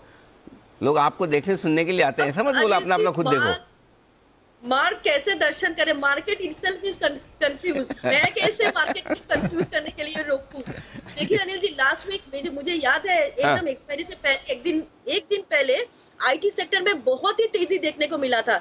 मैंने भी सोचा था कि शायद ये शॉर्ट कवरिंग होगा। मैंने माइंड बाई करवा के छोड़ा और बाई करवा के कैरी भी करवाया था। नेक्स्ट डे जब नया सेशन शुरू हुआ, मतलब एक्सपायरी, तब 90 नीचे खुल गया। तो ऐसा शॉर्ट कवरिंग में पार्टिसिपेट करके फायदा क्या है, और ले जाने का भी फायदा क्या है अगर नेक्स्ट डे गैप डाउन होने वाला है? तो इसलिए मुझे नहीं लगता है कि कोई यहाँ पे मतलब जबरदस्ती करना है। थोड़ा सा 4-5 दिन के लिए वेट करें। ग्लोबल मार्केट्स भी बहुत ही कंफ्यूजिंग है। अपना निफ्टी भी देखिए सुबह से 10, 20, 25 पॉइंट के रेंज में घूम रहा है। यहाँ पे कोई हड़बड़ी नहीं करनी है, थोड़ा सा सोच के ही काम करेंगे। ओके, तो ये है आपके लिए माइंड ट्री तो पिछली बार दे दिया, स्टॉप लॉस ट्रिगर हो गया। अभी किसी के लिए कुछ नहीं करना है, शांति से रहना है, नया कुछ भी नहीं। ये है आपके लिए राय सिमी जी की तरफ से, शांति के साथ बैठे। आइए, लेकिन सुमित जी पूरे एक्शन में है, इतने ज़्यादा भी नहीं है, पहले ही भी बोले। हाँ, क्लोजिंग शो का पहले ही है। सुमित जी, जब ये कभी आपका नंबर नहीं आता, आपको कॉल देना होता है तो आप गुस्सा करते हो, अभी हम भी करें? कौन घंटा हो गया सुमित जी का कोई कॉल नहीं आया? अनिल जी पहला बिगुल है आज। पहला बिगुल है आज का? जी, नहीं, कभी कभी कुछ नहीं करना, ये भी अपने आप में एक बड़ा डिसीजन है। इस तरह के मार्केट में कन्विक्शन के साथ जितने कम कॉल्स हैं वो भी कोई दिक्कत नहीं। आइए, सुमित जी का सुपरहिट।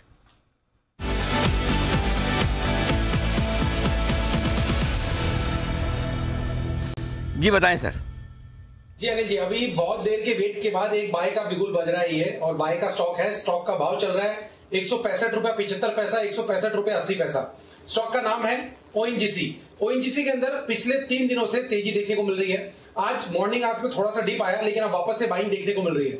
162 का स्टॉप लॉस लगा के ONGC में यहाँ पे CMP पे खरीदारी करना है। ONGC में ऊपर में जो लेवल देखने को मिल सकते हैं, 170 रुपए से लेके 172 रुपए तक के लेवल 1 से 2 दिनों के अंदर देखने को मिलने चाहिए। और 172 का लेवल ब्रेक हुआ तो नेक्स्ट वीक में फिर एक अच्छा मूव ऊपर की तरफ देखने को मिलेगा।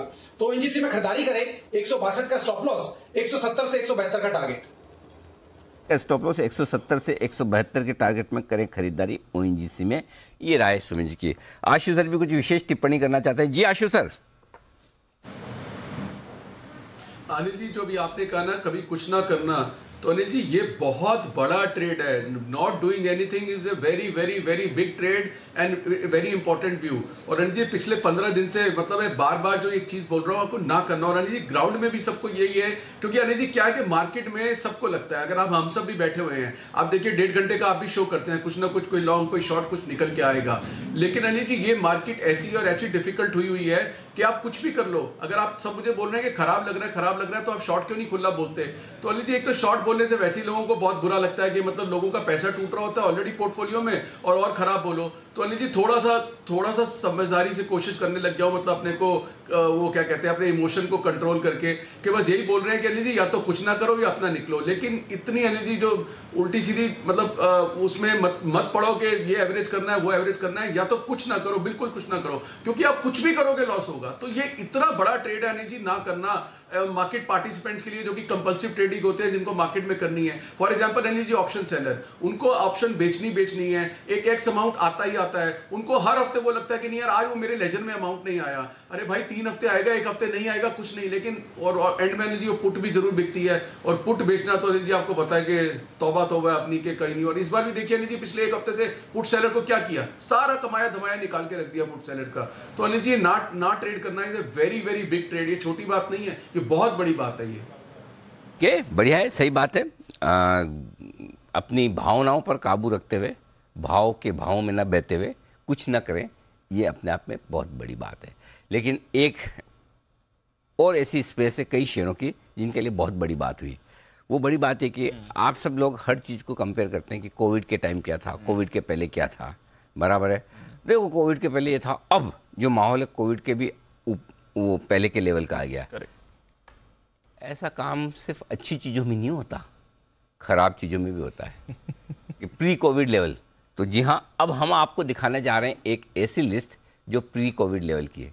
जी हाँ, 7,500 की निफ्टी जब हुई थी तब जो कोविड के लेवल के भाव हुए थे शेयरों के, कई सारे शेयर अभी ऐसे हैं जब हम 16,500 की निफ्टी पर हैं और भाव 7,500 की निफ्टी से भी नीचे के आपको नजर आएंगे। तो आशीष चतुर्वेदी हमारे साथ तैयार हैं, वो सारे ऐसे स्टॉक लेकर जिनको देखकर आपको गुस्सा आएगा। सब कुछ ठीक है, कोविड चला गया फिर भी भाव कोविड से भी नीचे के लेवल पे। आशीष, पहली बात तो ये बताइए कि आपके दिमाग में आया कैसे कि ऐसी भी लिस्ट बनानी चाहिए? सर ये लिस्ट मेरे रडार पर हमेशा रहती है। कोविड का ब्रेकडाउन हो गया, ब्रेकआउट हो गया कोविड आइस का, तो सर बड़ा मूव आता है। सर ये स्टॉक का कोरोना ठीक ही नहीं हो रहा। आप देखिए पहला ही नाम मैं आपको बताऊंगा, कंपनी इतनी अच्छी है HDFC AMC, राइट, लेकिन डिफरेंस आप देखिए कि 1% के आसपास का है फिलहाल। कोविड का जो लो था और अभी जो भाव चल रहा है बिल्कुल इसी के आसपास है। कोविड के लो का मतलब आप जो मार्च 2020 में जो लोज बनाए थे वो गिन रहे थे। सर कुछ स्टॉक ऐसे भी हैं जिन्होंने मार्च में नहीं बनाया, दूसरे महीने में बना दिया, लेकिन हम उसे कोविड लोज ही कंसिडर लगभग मार्च अप्रैल मई में जो भी बना। ठीक है, सबका डेट अलग अलग है, लेकिन कोविड लोज ही हम कंसिडर कर रहे हैं। आप एचडीएफसी एएमसी देखिए, कोविड लो 1970 का था, अभी भाव आपके सामने आप देखिए 1964 का भाव है। My God. और सर उसके बाद आरबीएल बैंक अभी बहुत जल्द कोविड लो हो सकता है टेस्ट कर दे, 101.55 इसका कोविड लो है।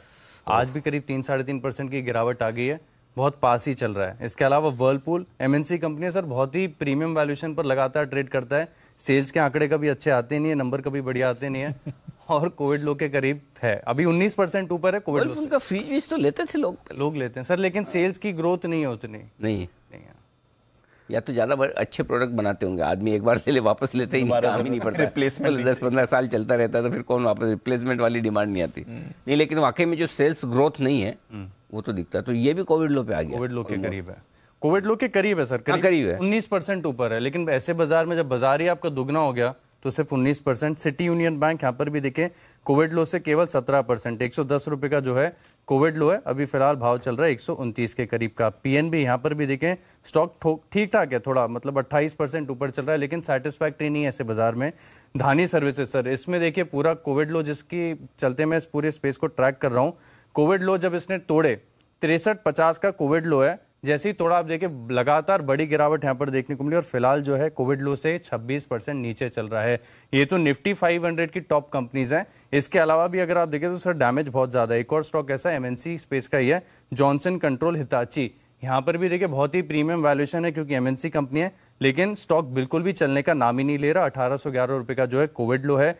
गल्फ ऑयल ये तो लाइफ टाइम लो पर चल रहा है और कोविड लो से भी देखेंगे तो 10% नीचे है। स्पंदना स्फूर्ति सर, ये भी स्टॉक चलता नहीं है। जीई पावर, इसने कोविड लो थोड़ा बाद में लगाया, नवंबर के करीब का लगाया, लेकिन अभी बिल्कुल 19 स्तरों के आसपास चल रहा है, 177 के करीब। एक नाम जो बताया इसके नाम में धन है, धनी 47 रुपए पे धनी। अभी 3 महीने पहले 4 महीने पहले तो ये 150-200 दिखता था। एक बार जरा चार्ट दिखाइए जरा धनी के 3-4 महीने के, और कोविड लो से सबसे ज्यादा नीचे तो यही दिख रहा है। कोविड लो इसने पूरे ट्रैक डाउन किया, अच्छे ढंग से तोड़े इसने बराबर। 63 रुपए वाला 47 रुपए आ गया। ये कितने वक्त का चार्ट, ये 3 महीने का, 3 महीने पहले कितना था, 156 दिखा रहा है। ओहो, 6 महीने का, देखो 6 महीने में क्या गिरा है जबरदस्त, 25% रह गया गिरा के। ओहो, तो ये है आपके लिए ढेर सारे स्टॉक्स जो कोविड लोज से भी नीचे ट्रेड करता है। तकनीकी तौर पर अगर आप देखना समझना चाहें तो जाहिर सी बात है कि ये स्टॉक्स हैं खराब, इसमें कोई डाउट नहीं, और अगर उन लोज के भी नीचे ट्रेड कर रहे हैं तो इसका मतलब क्लियर कट इनके फंडामेंटल्स को लेकर कहीं कहीं बाजार को पूरा भरोसा है कि खराब है। हाँ, भरोसा का मतलब जरूरी कि अच्छे वाले पे भरोसा खराब पे भी हो सकता है।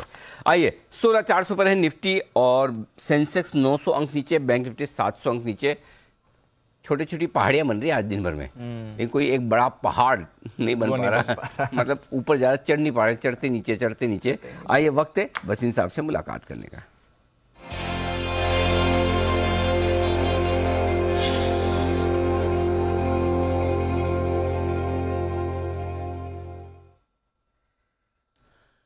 स्वागत है आपका वसीम साहब, नमस्कार। बताएं सर, पहले तो आज हफ्ते के आखिरी दिन क्लोजिंग तो खराब होने के आसार दिख रहे हैं, बाजार पर व्यू। अनिल जी, जैसे मैंने कहा ओवरसोल्ड है और फियर इज डोमिनेंट नाउ।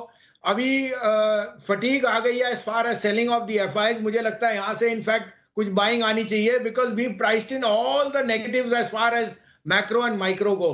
दूसरी बात, जैसे मैंने आपको कहा most of the bad news is in the price. अब यहां से मुझे लगता है कि next week we should start to see consolidation and a sweet upside because all the news is in factor. मैं आपको छोटा सा उदाहरण देता हूं, 2 दिन से आपको टेक के शेयर कह रहा था टेक नीचे है, लेकिन tech Mahindra is up 6% from the lows. 1215-20 में आपको कहा था, देखिए 1300 रुपए हो गया। उसी तरह से HCL टेक। तो rupee has weakened which is again giving a fancy pick to technology. और देखिए आप Tata Steel is at new high. तो there is a lot of churn which is going on. और आपने सुना है कुछ बैंक्स के वजह से कुछ ये है, मुझे तो बाइंग अपॉर्चुनिटी दिखती है। आपको अपडेट दे दूं, टेक महिंद्रा, HCL टेक और अडानी पोर्ट तीनों कल वाले आउट परफॉर्म कर रहे हैं। सुबह आपको LNT कहा था, अभी भी मैं कह रहा हूं आंखें बंद करके LNT लीजिए। उसके अलावा 3 पिक्स हैं, आप कहें तो मैं शुरू करूं। बिल्कुल बताएं सर, आज की क्लोजिंग शो की तीनों पिक्स। तो तीनों अनिल जी देखिए नेक्स्ट वीक के लिए हैं और तीनों ही मिड कैप में बहुत बढ़िया जगह पे है।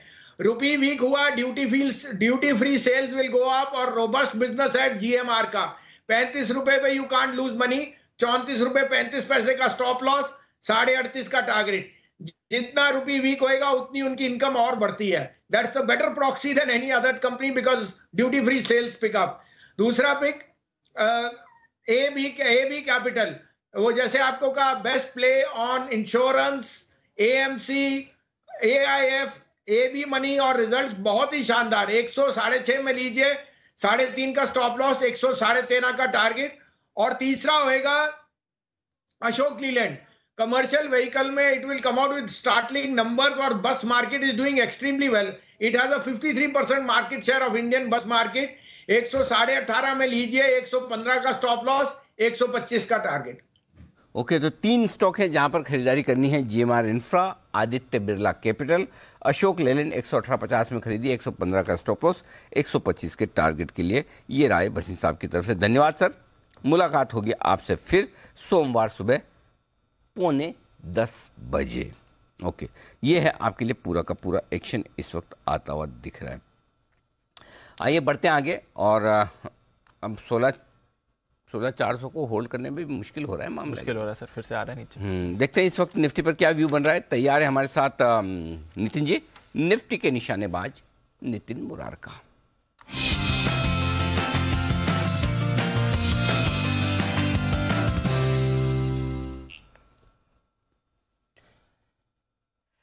नितिन जी स्वागत है आपका, बताएं सर क्या करना है। सर अभी इंट्राडे के लिए नेक्स्ट आधे घंटे के लिए हम 16,400 की पुट ऑप्शन लेंगे जो 178 177 में मिल रही है। इसका आज का लो 142 का है, तो स्टॉप लॉस हमें 142 रखना चाहिए। आज का लो लेवल 178 पे मिलती है और इसके टारगेट 210 से लेकर 220 के हो सकते हैं। तो ये इंट्राडे ट्रेड है, इसे हमें स्क्वायर ऑफ कर लेना है। 325 तक कैरी फॉरवर्ड नहीं करेंगे। 210 220 की रेंज में आएगा तो प्रॉफिट बुक करेंगे और स्टॉप लॉस 142 होगा। ओके, तो ये 16,400 का पुट ऑप्शन खरीदना है, राइट? एट द मनी वाला 16,400 का पुट ऑप्शन। ये अभी लास्ट 15-20 मिनट में सेलिंग आई है और डेटा ओवरऑल नेगेटिव है और मुझे ऐसा लग रहा है कि लास्ट आधे घंटे में और सेलिंग आनी चाहिए, इसलिए हम पुट ऑप्शन पर बैठ करें। ठीक है, परफेक्ट है। तो ये निफ्टी का पुट ऑप्शन खरीदारी करने की राय आपके लिए 16,400 वाला नितिन जी की तरफ से। लेकिन ध्यान रहे, सिर्फ और सिर्फ आज के लिए अगले 30 से 35 मिनट, बस 3:25 पर थैंक यू वेरी मच कर देना जो भी हो। SJVN 195 करोड़ का ऑर्डर मिलने की खबर आपकी स्क्रीन पर फ्लैश होती हुई दिख रही है। विंड सोलर हाइब्रिड प्रोजेक्ट के लिए। इसका मतलब है कि इससे विंड पावर भी बनाया जाएगा और सोलर पावर भी बनाया जाएगा। अभी कौन आया था नतीजे बोलने के लिए सोलार इंडस्ट्रीज के? आज सुबह अमृतसर के वो था। हाँ, लेकिन वो सोलर इंडस्ट्रीज, सोलार नहीं, हाँ कुशल बोल के गया था, अभी याद है, मैं उस समय भी सोचा था सोलर इंडस्ट्रीज। तो विंड सोलर हाइब्रिड प्रोजेक्ट के लिए यहाँ पर आपको SJVN से एक ऑर्डर, SJVN को यहाँ पर एक ऑर्डर मिलता हुआ दिख रहा है। ये आपके लिए रहा है। ओके, बढ़ते आगे। कुछ और स्टॉक्स हैं जहाँ पर एक्शन भरपूर होता हुआ दिखा है और उस पर राय लें। लेकिन उससे पहले आशु सर और बाकी सब कौन कौन लोग हैं, जरा एक बार स्क्रीन पे जलाइए जरा एक्सपर्ट से। आप लोगों के किसी के दोस्त लोग हैं IT कंपनी में जो काम करते हैं? IT कंपनी में काम करने वाले कोई दोस्त लोग? किरण जी, राकेश जी, किरण जी, अच्छा। बाय द वे से इन जनरल आप लोगों जहाँ भी आप जॉब वॉब करते हो, जो मतलब जो जॉब में हैं या चलो जो एम्प्लॉयर भी हैं, क्या आपको कहीं ऐसा फील हो रहा है कि आजकल लोग नौकरियाँ बड़ी छोड़ रहे हैं? ऐसा लग रहा है सबको? किस को लग रहा है कि नौकरियाँ बहुत ज़्यादा छोड़ी जा रही? नहीं? अच्छा, ब्रोकिंग इंडस्ट्री में तो कम से कम नहीं है। आशु जी को लग रहा है। ओके, आशु जी ऐसा तो नहीं दूसरी जगह से छोड़ के ज़्यादा आपके पास आ रहे हैं? हाँ, बोले आशीष सर के साथ ही काम करेंगे, ऐसा आदमी मिलेगा कहाँ? की बात की। हाँ जी। नहीं अनिल जी, वो तो मतलब थैंक्स टू यू, बहुत प्यार मिलता है हमारे को, तो किसी ना किसी रूप में कोई जुड़ना चाहता है तो which is beneficial for sure. But Anil ji IT company में ना जो चीज हो रही है ये छोड़ने वाली नहीं, लेकिन जो अनिल जी नई जनरेशन है वो अनिल जी ज्वाइन बहुत कम कर रही है, मतलब वो स्टार्टअप्स और उसमें पार्टिसिपेट करने की ज्यादा कोशिश कर रहे हैं। जो टिपिकल एक वो जो टेलर मेड और जो सिक्लिकल आईटी जॉब होती थी ना, उसमें अनिल जी ज्वाइनिंग बहुत कम हो गई है। तो जो फ्रेश टैलेंट है वो मिलना मुश्किल हो रहा है कि lot of people are shifting to startups on own. कोई ऐप बनाना चाहता है, कोई किसी से मिलके। और अनिल जी जो ये सोनी पे शार्क टैंक आया था, इसके बाद वो तो 6 शार्क टैंक तो वहां दिखे थे, अब वो 6000 शार्क टैंक मार्केट में बन गए हैं। जो भी बिजनेसमैन थोड़ा से पैसे हैं जिनके पास, वो अब शार्क टैंक बन गए हैं, तो वो ऐसे ऐसे लोगों को ढूंढ रहे हैं। तो आप अगर ये जो कॉन्फ्रेंस वगैरह अटेंड करिए तो इसमें आपको दिखता है कि बहुत सारे लोग बहुत ज्यादा इंटरेस्टेड हो गए हैं। तो ये कॉम्बिनेशन बहुत हो रहा है, इसलिए जो यंग जनरेशन है, जो फ्रेश जनरेशन है अनिल जी, वो थोड़ा सा जॉब्स में कम जा रही है और इस तरह के टाइप्स में ज्यादा जा रही है। बिल्कुल बात सही है, और आजकल स्टार्टअप्स के लिए पैसा लेना भी आसान होता हुआ दिख रहा है। तो जो ये नौकरी छोड़ने की समस्या है, इस समस्या का समाधान निकाला है आईटी कंपनियों ने, और समस्या का समाधान निकाला बहुत बेहद इंटरेस्टिंग तरीके से। जैसे हमारे कुणाल बंसल जी है ना, मैरिड टू मेनी पैटर्न्स है ना, हाँ वैसे मतलब जोड़ने वाला समाधान निकाला है कि जो छोड़ना चाहे उसे जोड़ दो। सच्ची बता रहा हूँ, जो छोड़ना चाहे उसे जोड़ दो। कैसे बताएंगे आशीष चतुर्वेदी। आशीष, नौकरी से न जाए लोग छोड़ के, उसके लिए कैसे क्या कुछ किया जाए? सर एक आईटी कंपनी है तमिलनाडु की, मदुरई की, और यहाँ पर देखिए अट्रीशन, क्योंकि पूरे आईटी स्पेस में आपने पूरी तरीके से बता ही दिया है। अब ये क्या करते थे, साल में 2 बार अप्रेजल करते थे, हाइक देते 6 से 8% का, लेकिन इन्हें ये भी सफिशिएंट नहीं लगा। अच्छा। तो इसके बाद इन्होंने, क्योंकि इनकी जो स्ट्रेंथ है, आईटी कंपनी है, छोटी कंपनी है, 100 करोड़ की रेवेन्यू करती है, 750 एम्प्लॉय का बेस है इनके पास। इससे निपटने के लिए उन्होंने एक और ऑफर दिया कि आप सभी को जो है फ्री मैच मेकिंग की सुविधा वो दी। मैच मेकिंग शादी के लिए? शादी के लिए, बिल्कुल। क्या बात कर रहे हो? सच्ची? सच्ची सर, खुद का मैट्रिमोनी शुरू कर दिया कंपनी ने। मतलब कंपनी के अंदर ही कि कहीं बाहर? मतलब नहीं, दूसरे भी चैनल पार्टनर्स के साथ भी किया है उन्होंने, जो वेबसाइट है उनके साथ भी टाई अप किया है, और पूरी योजना बना रही है कि, और अच्छी बात क्या है कि अगर आपने मान लो इस मैच मेकिंग के जरिए शादी कर ली तो मैरिज बोनस भी मिलेगा सर। अच्छा, हाँ, बेस्ट है ये तो बेस्ट। अच्छा बंसल जी का मासूम सवाल है इस पे कि ये जो मैच मेकिंग वाली फैसिलिटी जिनकी शादी नहीं हुई उन्हीं के लिए है, जिनकी हो गई उनके लिए भी है? बंसल जी भी ज्वाइन करना चाहते हैं उस कंपनी को। नाम पता, एड्रेस दो, मैं भी वही ज्वाइन करूंगा। तो जरा ये क्लियर करें। आशीष, एक चीज मिस कर गए इसके अंदर अनिल जी। क्या? अनिल जी इसमें एक मिस करके, Anil ji match making facility भी है, मैरिज बोनस भी है, और अनिल जी सैलरी का अप्रेजल भी है, और आपकी बगल में अनिल जी 2 मोस्ट एलिजिबल बंदे भी बैठे हुए हैं। आईटी नहीं आता इनको कुछ? आप मतलब कि हसरत भरी निगाहों से अपने बॉस की तरफ देखें। आईटी को भी शायद अप्रेजल मिले। आईटी में कुछ आता ही नहीं इनको, आईटी में कुछ नहीं आता। और अभी मैंने आपको इसीलिए पहले सबको सवाल पूछा कि स्टॉक मार्केट से रिलेटेड यहाँ कंपनी में भी आर्टिफिशियल बहुत ज्यादा है क्या? आपने किसी ने हाई नहीं बोला? ऐसी सुविधा नहीं। अच्छा, और आगे बताओ, और क्या क्या है? सर यही है कि साल में 2 बार अप्रेजल देते थे, लेकिन वो भी इन्हें सफिशिएंट नहीं लगा। तो फिर जैसे कि अभी बंसल जी भी बता रहे थे कि मैच मेकिंग की सुविधा दे रहे हैं, इंटरनली भी दे रहे हैं और दूसरे चैनल पार्टनर्स के साथ भी दे रहे हैं। और अगर ये जो मैच मेकिंग है वो शादी में तब्दील यानी सक्सेसफुल हो जाती है तो आपको तुरंत डे 1 से जो है एक्स्ट्रा हाइक और मैरिज बोनस भी जो है वो मिलेगा। और ये कंपनी के लिए अब काम भी कर रहा है, अट्रीशन भी सुधर रहा है। और सर इंडस्ट्री के लिए सच में बहुत बड़ी हेडेक हो रही है, क्योंकि ओवर द ईयर्स देखें तो अट्रीशन लगातार बढ़ता जा रहा है। टॉप 5 इसमें एक सवाल है, मासूम सा फिर से आया है, वो ये है कि समझो शादी भी हो गई, मैरिज बोनस भी मिल गया। कई बार ऐसा होता है ना, आप कोई कंपनी ज्वाइन करते हो तो आपको रिटेंशन बोनस मिलता है कि भाई आपको, तो क्या ऐसा भी कोई कंडीशन है कि शादी करने के बाद 3 साल 5 साल या आपको गोल्डन जुबली बनानी पड़ेगी, सिल्वर जुबली बनानी पड़ेगी, तो ये बोनस मिलेगा, नहीं तो वापस ले लिया जाएगा? ऐसा भी कोई नियम है? आइडिया तो आपने कंपनी को ऑलरेडी दे दिया है। जी आशीष सर। अनिल जी आज के तो 3 साल मतलब रिश्ते ही नहीं चल रहे हैं, तो ये कैसी कमिटमेंट आप बोल रहे हैं? पर अनिल जी, राकेश जी ने ना, भाई साहब देखो इधर, हम सिल्वर जुबली मना के बैठे, मैच मेकिंग अलाउ कर रहे हैं। अनिल जी वो जनरेशन अलग है अनिल जी, आज की जनरेशन की बात हो रही है ये। बात सही है। हाँ आप कुछ कह रहे थे मैच मेकिंग जी। मैं कह रहा था अनिल जी, राकेश जी ने ना आधा सुना था कि मैच मेकिंग की फैसिलिटी अलाउ कर रहे हैं, तो वहां पे उन्होंने इसलिए पार्टिसिपेट किया था। जब बोला कि आगे फिर शादी भी करनी पड़ेगी तो वो विड्रॉ कर दिया। चलिए, ये है इंटरेस्टिंग रिसर्च इन्फॉर्मेशन जो आती दिख रही है। वाकई में इससे आप पता लगा सकते हैं कि आईटी कंपनी कितनी डेस्परेट है टैलेंट क्रंच को, टैलेंट जो भाग रहा है छोड़ के नौकरियां लोगों का, गजब का। मतलब 30% 25% आर्टिशन दिग्गज कंपनी में, टीसीएस, इन्फोसिस जैसे में कभी हमने सुना नहीं, देखा नहीं। मतलब हर तीसरा आदमी नौकरी छोड़ रहा है, वैसा हाल है, सोचो। एनीवे, तो चलिए, ये है आपके लिए सारा का सारा एक्शन, बेहतरीन इन्फॉर्मेशन और रिसर्च लेकर आए।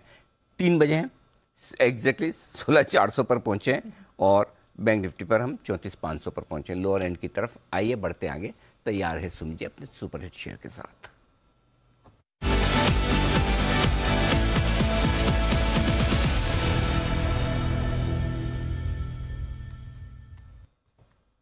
बताएं सर। सेल वाला कॉल रडार पे आया एनएलजी इस बारी 751 752 का अभी भाव चल रहा है। स्टॉक का नाम है एसबीआई कार्ड। एसबीआई कार्ड के अंदर दबाव देखने को मिल रहा है, सेलिंग प्रेशर देखने को मिल रहा है और रिसेंट के लोज ब्रेक हुए हैं। एसबीआई कार्ड में यहां से और नीचे के लेवल देखने को मिलेंगे 730 720, ये 2 लेवल 2-3 दिनों के अंदर देखने को मिलने चाहिए। 770 775, ये स्टॉक का ऊपर में अभी इमीडिएट हर्डल और रेजिस्टेंस बनेगा, तो 770 के ऊपर का स्टॉप लॉस लगा के एसबीआई कार्ड में यहाँ पे सीएमपी पे बिकवाली करें, जिसमें नीचे में जो टारगेट देखने को मिल सकते हैं 730 रुपए से लेके 720 रुपए तक के देखने को 2-3 दिनों के अंदर। तो ये है आपके लिए एसबीआई कार्ड, जहां पर आपको रखनी है नजर। इस पर भी दबाव आपको बनते हुए दिख रहा है, तो छुपने की जगह कम मिल रही है बाजार में और वापस जो प्रेशर है, अब देखिए 400 के नीचे आ गया है निफ्टी और दबाव भी आपके लिए और बढ़ते हुए दिख रहा है इस समय। और कौन से स्टॉक्स जहां पर फ्रेश बिकवाली आई है, जरा इस पर एक नज़र डालते हैं। सुबह से ही कमज़ोर थे बजाज ग्रुप के stocks, but Kiran ji, Bajaj finance 6,000 के लेवल पर आ गया है। मुझे याद है कुछ दिन पहले 7,000 के ऊपर आया था, 7,000 जब टूट रहा था तब आपसे बात करी थी। अब देखिए 6,000 के नीचे आ रहा है बजाज फाइनेंस। क्या चल रहा है सर इस चार्ट में और कितनी वीकनेस देखते हैं अब? दीप, पिछला स्विंग बॉटम जो था वो बहुत नजदीक आ गया है और इन लेवल्स पे बिकवाली की सलाह बिल्कुल नहीं होगी, क्योंकि हमने वर्टिकल फॉल देखा है 7,400 से लेके 6,000 के जस्ट बिलो। तो मेरा मानना है कि इतने बड़े वर्टिकल फॉल के बाद एक छोटी सी पुलबैक रैली आ सकती है, तो इधर से अगर शॉर्ट पोजीशन लिए जाते हैं तो प्रॉब्लम आ सकता है पुल बैक रैली के चलते। तो मेरा मानना है कि थोड़ा सा इसको अभी अवॉइड लिस्ट में रखेंगे, थोड़ा सा इसको बेस बिल्डिंग फॉर्मेशन करने दे या कोई पैटर्न बनाने दे, फिर फ्रेश पोजीशन लेनी चाहिए। तो बजाज फाइनेंस का एक बड़ा ब्रेकडाउन आपकी स्क्रीन पर इस समय आपको दिख रहा है। 5% की गिरावट बजाज फाइनेंस में आती हुई दिखी है और देखते हैं अब यहाँ से संभलता है या और नीचे ये जाते हुए आपको दिखेगा। कोफोर्ज, ये इंटरेस्टिंग चार्ट है क्योंकि अगर आप देखेंगे कोफोर्ज तो वैसे तो आपको 6-6.5% नीचे दिखेगा, बट निचले स्तरों से देखेंगे तो 6-6.5% की इस पर रिकवरी भी आपको आती हुई दिखी है। तो दोनों तरफ से कोफोर्ज काफी इंटरेस्टिंग चार्ट रहा है। सिमी जी, क्या करना चाहिए अब अगला कोफोर्ज में 3,900 के लेवल पर इस समय? दीपांशु, कोफोर्ज तो ऐसे टेक्निकली देखेंगे तो एक तो सपोर्ट तोड़ दिया था, अभी लोअर लेवल से रिकवरी बहुत ही कन्विंसिंग है, पर फिर भी मैं ये कहूँगी कि जिन्होंने पहले से लिया है, आज का वो वीकनेस के बाद भी जिन्होंने हिम्मत करके होल्ड किया है, उन लोगों तो मैं होल्ड करने के लिए कहूँगी, पर नई खरीदारी अभी तुरंत नहीं करने दूंगी, क्योंकि ये स्टॉक एक बार एक लो को ही तोड़ रहा है। तो लो तोड़ेगा तो इसमें और वीकनेस देखने को मिल सकता है। तो मैं थोड़ा सा मतलब यहाँ पे अभी भी श्योर नहीं हूँ कि ये इसका बॉटम बन चुका है, तो नई खरीदारी नहीं है, सजेस्ट नहीं करूंगी, पर ओल्ड पोजीशंस में जरूर होल्ड करके रखने के लिए कहूंगी, पर मिनिमम 2 से 3 क्वार्टर लगेगा ये पूरा आईटी को रिकवर करने के लिए। फिलहाल के लिए तो स्टे आउट ही बेहतर है, previous positions hold, but stay away की राय रहेगी। कोफोर्ज में गिरकर एक रिकवरी भी आई है, बट उसके बाद भी आप देख रहे हैं 6.5% नीचे ही है कोफोर्ज। आइए सुमित जी एक और कॉल के साथ है तैयार, बिगुल उनके लिए सुमित का सुपरहिट।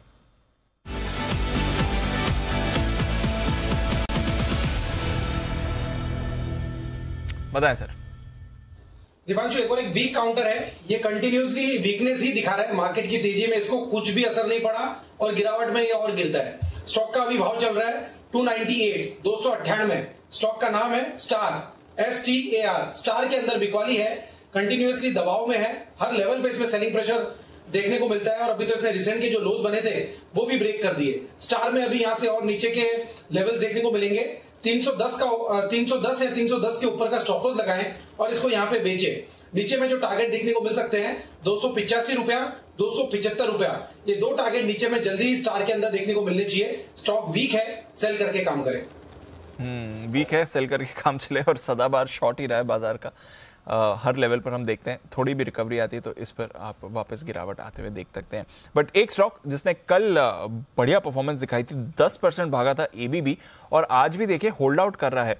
तो कल भी वॉलेटाइल बाजार और end of the day week बाजार में 10% की तेजी, आज के बेहद कमजोर बाजार में भी थोड़ा ऊपर ही है।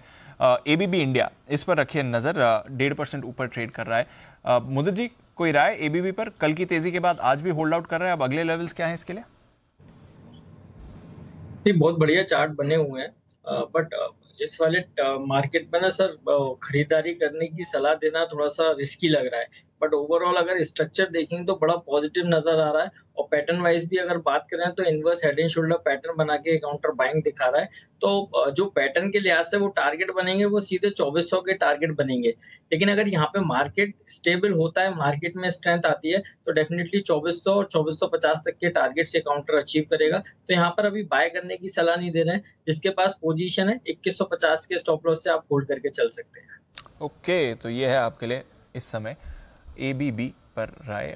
कल की बड़ी तेजी के बाद आज भी स्टॉक होल्ड आउट तो एटलीस्ट कर रहा है, और आज के बाजार में तो वही काफी। ऐसे एक स्टॉक और भी आया मेरे रडार पे। Ji sir. SBI, bank nifty 700 point नीचे है, इसको अकेले हरे में रहना है। एसबीआई, हाँ देखो एसबीआई ग्रीन में है सर, बिल्कुल। ऐसा क्या हुआ है एसबीआई में, है ना, जबरदस्त मजबूत हुआ है। तो चलिए एसबीआई में भी अच्छी तेजी होती दिख रही है, पता नहीं किस वजह से। बैंक निफ्टी के एकदम विपरीत। तैयार है सिमी जी, सिमी के नॉन स्टॉप शेयर्स।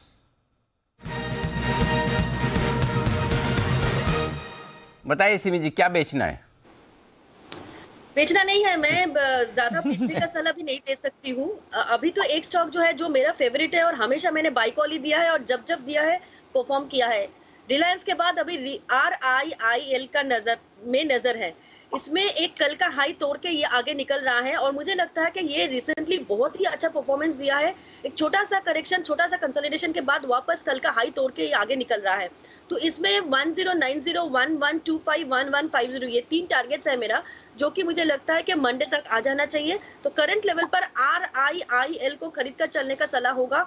1045 के नीचे स्टॉप लॉस मेंटेन करना रहेगा। इनफैक्ट मार्केट अगर यहाँ पे थोड़ा सा सहारा दे देता है अनिल जी, तो ये स्टॉक नेक्स्ट वीक 1200 का भी लेवल पार करके आगे निकल जाएगा। तो मेरे तरफ से RIIL।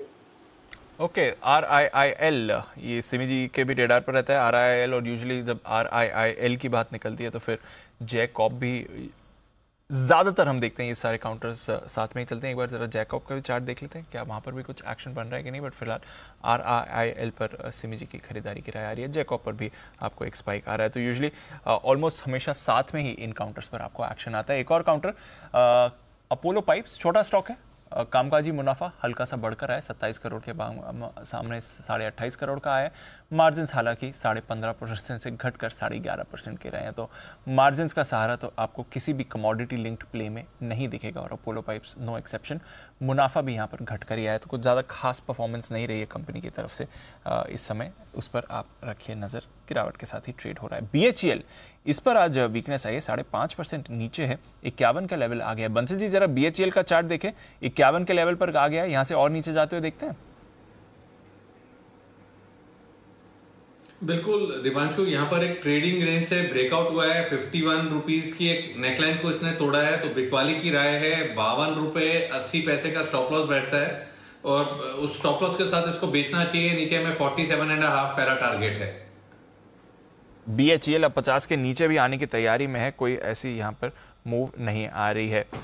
आइए बाजार पर अब क्या फ्रेश व्यू लेना है। 16,400 के नीचे निफ्टी, और अब 34,500 के नीचे बैंक निफ्टी। कैश का ऑप्शन स्वागत करते हैं जय ठक्कर का।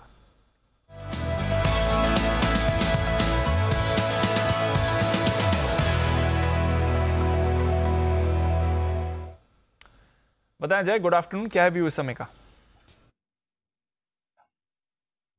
Very good afternoon to you Deepanshu, very good afternoon to you Anil ji. दीप खरीदे 86 रुपीज पर 16,100 के स्ट्राइक का put option. Next weekly expiry, ये वीकली एक्सपायरी 12 मई की एक्सपायरी का, एंड 86 पर खरीदे। 33 का स्टॉप लॉस रहेगा। फर्स्ट टारगेट दीपांशु इसका बनेगा 140 का, and second target will be 165, 140 165 ये दो टारगेट्स के लिए खरीदे। 16,100 का पुट ऑप्शन निफ्टी का। हाई साइड पर 16,600 650 ये जो रेंज है वो डिसिसिव एक रेजिस्टेंस है। आई मीन जब तक उसको डिसिसिवली कि उसको क्लियर नहीं करता निफ्टी, दी प्रोबेबिलिटी है निफ्टी 16,100 तक के लेवल्स हमें पहले दिखाया। सुबह कहा था 16,300 तक के लेवल्स देखने मिलेंगे, हमने रेकमेंड किया था पुट ऑप्शन वहाँ पे 16,200 का, उसमें अच्छा एक मूव देखने मिला हमें एंड 340 तक का स्पॉट लेवल्स दिखाया भी थी। तो मुझे ऐसा लग रहा है कि 16,100 तक हम एक्सटेंड कर सकते हैं मूव को, just keeping in mind the weekend. Oversold तो है दीप, ये मानता हूँ मैं डेरिवेटिव्स डेटा के हिसाब से, बट देन ओवरऑल जो डेटा है पोजीशंस भी है वो शॉर्ट्स पे ज्यादा है। आई मीन जब तक वो रिवर्सल नहीं आएगा, वो रिवर्सल का डेटा नहीं बनेगा, तब तक थोड़ा कहना प्रीएम करना भी ये टाइम मुश्किल हो रहा है। But then probability downside की ज्यादा लग रही है। सो रादर मैं कहूंगा कि उसी के साथ बने रहे नेगेटिव व्यू के साथ 16,100 का पुट खरीद कर। तो ये है आपके लिए 16,100 का पुट ऑप्शन खरीदने की राय 86 रुपये पर जय की तरफ से आती हुई दिख रही है। तो कमजोरी का एक्शन ही पूरा होता दिख रहा है। जय किस लेवल के ऊपर आप बोल रहे थे कि उसके ऊपर आएगा तो ठीक है? 16,500 ना? नहीं जी 16,600 650 ये लेवल बहुत ही जी इंपॉर्टेंट है from the very short term point of view. दूर है तो 600-650 तो दूर लगता है हमारे को बहुत। हाँ मतलब 400 पे हम तो, इसलिए 3 बजे के बाद आप देखिए 16,400 के नीचे आता है। एग्जैक्टली 3 बजे पर 16,400 तोड़ा है। बिल्कुल सर, देखते हैं, लेट्स सी, दिन के लो पॉइंट की तरफ है। आइए बढ़ते आगे, उससे पहले हमारे संवाददाता तरुण शर्मा हमारे साथ तैयार हैं और वो दे रहे हैं एक खबर। उसके पहले कुछ रिजल्ट सीएसबी बैंक रिजल्ट देख लें। बहुत तगड़े रिजल्ट है सर, बहुत ही दमदार रिजल्ट है। 8% एक तो स्टॉक जंप कर रहा है। एसेट क्वालिटी में देखिए शानदार सुधार हुआ है सर। ग्रॉस एनपीएस देखिए वो कम हुए हैं। Net NPS of course provisioning थोड़ी बढ़ाई होगी, बट 1.36% से घटकर सिर्फ 0.68% के नेट एनपीएस आ रहे हैं सर। मुनाफा देखिए 43 करोड़ से बढ़कर 131 करोड़ का 3 गुना मुनाफा इनका बढ़कर आया। तो शानदार परफॉर्मेंस रही है। नेट इंटरेस्ट इनकम देखिए सर 276 करोड़ से बढ़कर 304 करोड़ की आई है। 12% स्टॉक में आपको उछाल आ रहा है और सीएसबी बैंक ट्रैक करते हैं। सुमित जी भी काफी क्लोज है। सुमित जी आप चार्ट पुल अप करिए। ग्रॉस एनपीएस देखिए 2.62% से घटकर 1.8। शानदार परफॉर्मेंस अनिल जी कही जाएगी जहां तक ओवरऑल परफॉर्मेंस का सवाल है। और लग रहा है कि प्रोविजनिंग भी इस बार इन्होंने थोड़ी कम करी है, जिसकी वजह से 3 गुना मुनाफे में उछाल आया है। क्या कहेंगे सुमित जी? 11% सीएसबी बैंक बहुत स्ट्रॉन्ग मूव देखने को मिल रहा है दीपांशु। रिसेंट के हाइस ब्रेक हो रहे हैं, स्विंग हाई ब्रेक कर रहा है। आज का क्लोजिंग 225 226 के ऊपर देखने को मिलता है, तो फिर ये स्टॉक के अंदर अगले हफ्ते में एक बढ़िया मूव ऊपर की तरफ देखने को मिलेगा। 225 226 के ऊपर क्लोजिंग आने पे इमीडिएट टारगेट ऊपर में 240 रुपए से लेके 250 रुपए तक के देखने को मिल सकते हैं। हो सकता है 240 क्लोजिंग तक भी आज देखने को मिल जाए। स्ट्रॉन्ग कैंडल फॉर्म हो रही है। 240 से 250 के लेवल जल्दी सीएसबी में ऊपर की तरफ देखने को मिलना चाहिए। तो ये है आपके सीएसबी जहां पर आपको रखनी है नजर। नतीजों के बाद बड़ी बड़ी मूव इस काउंटर पर आपको आती हुई दिख रही है। बहुत कम कैश मार्केट स्टॉक्स हैं जहां पर आपको ऐसा रिएक्शन आते हुए दिख रहा है, बट ऑफ कोर्स नतीजों के दम पर सीएसबी बैंक एक शानदार उछाल आपको दिखाते हुए दिख रहा है। ओके, तो ये है आपके लिए सीएसबी बैंक के दमदार नतीजे और इन नतीजों के बाद तैयार है हमारे संवाददाता तरुण शर्मा, दे रहे हैं एक अच्छी खबर बैंक्स के लिए भी। आइए जानते हैं क्या है खबर। तरुण बताइए। बिल्कुल, ये खबर बैंक्स के लिए भी अच्छी है लेकिन वेदांता के लिए ख़राब हो सकती है, क्योंकि वेदांता एक पावर प्रोजेक्ट है, जो कोल बेस्ड पावर प्रोजेक्ट है, उसके लिए बिड कर रहा है। और ये जो ऑक्शन है, ये इस समय जब मैं सर आपसे बात कर रहा हूँ, ये ऑक्शन की प्रोसेस अभी चल रही है। और जो बैंक जिनके लिए अच्छी होगी वो है स्टेट बैंक ऑफ इंडिया, क्योंकि अथीना छत्तीसगढ़ पावर लिमिटेड ये पावर प्लांट है जो अभी वर्क इन प्रोग्रेस है, कंस्ट्रक्शन इसका चल रहा है। तो ये एक लिक्विडेशन प्रोसेस स्टार्ट हुई थी। इस लिक्विडेशन में वेदांता ने बिड लगाई है और बिड के लिए ऑक्शन अभी जारी है। और मैं बताना चाहूँगा कि एसबीआई का करीबन 4,447 करोड़ का लोन बाकी है और टोटल जो लोन है फाइनेंशियल लेंडर्स जो इस पूरी कंपनी में है वो 9,500 करोड़ के आसपास हैं। तो जिसमें से केवल 4,400 करोड़ एसबीआई का ही बाकी है। तो वेदांता वापस पावर प्लांट के लिए आ रहा है। ये एक सरप्राइजिंग फैक्टर पूरे बाजार के लिए है, क्योंकि उन्होंने खुद कहा था कि वो नेट ज़ीरो होना चाहते हैं और अब वो कोल बेस्ड पावर प्लांट के लिए बिड कर रहे हैं। तो ये एक सरप्राइजिंग फैक्टर है इस ऑक्शन के लिए। और साथ ही उम्मीद की जा रही है कि कुछ ही घंटों में ये बिड का जो रिजल्ट है वो सामने आ जाएगा। लेकिन 1200 मेगावाट का ये पावर प्लांट है जिसके लिए वेदांता ने बिड किया है। ओके, तो 1200 मेगावाट का ये जो पावर प्लांट है इसके लिए बिड किया, इसको लेकर पूरा का पूरा एक्शन हो रहा है। आज प्लांट की बोली लग रही है, देखते हैं। लेकिन वेदांता के इसको खरीदने के चांसेस कितने दिख रहे हैं? देखिए सर, जो एग्रेसिव बिडिंग के अंदर वेदांता आगे है और दूसरे नंबर पे JSPL है जिन्होंने इस चीज़ के लिए बिड किया है। तो दो ऐसी कंपनीज हैं जिन्होंने बिड किया है, तो उम्मीद ये की जा रही है कि वेदांता इस बिड को जीत सकता है। और हमने इस चीज़ के लिए कंपनी से भी बातचीत करने की कोशिश करी, लेकिन कंपनी ने अभी इस पे कोई अपनी सफाई नहीं दी है, जी बिजनेस के सवालों का जवाब नहीं दिया। तो ये है तरुण की तरफ से पूरा का पूरा एक्शन वेदांता के लिए और साथ ही बैंक्स के लिए आती हुई ये खबर। छत्तीसगढ़ का ये पावर प्लांट 1200 मेगावाट, उसके लिए दावेदार सामने आते हुए दिख रहे हैं। आइए, दावेदार हैं हमारे कुणाल जी और राकेश जी, और उनका दावा है एक बिगुल पर चार्ट कॉर्नर का।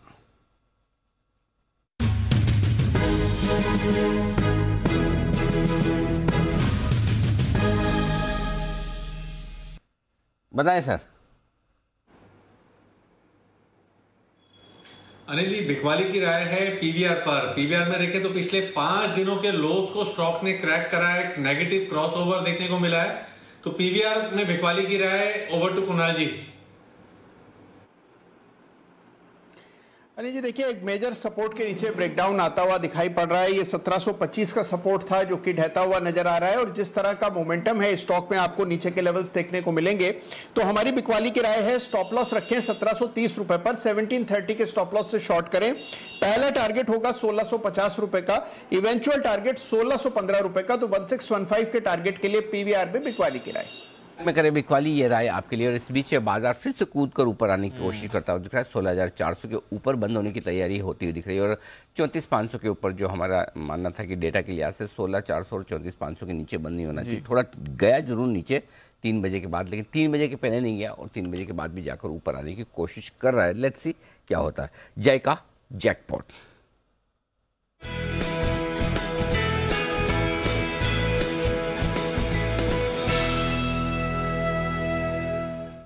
बताएं जय।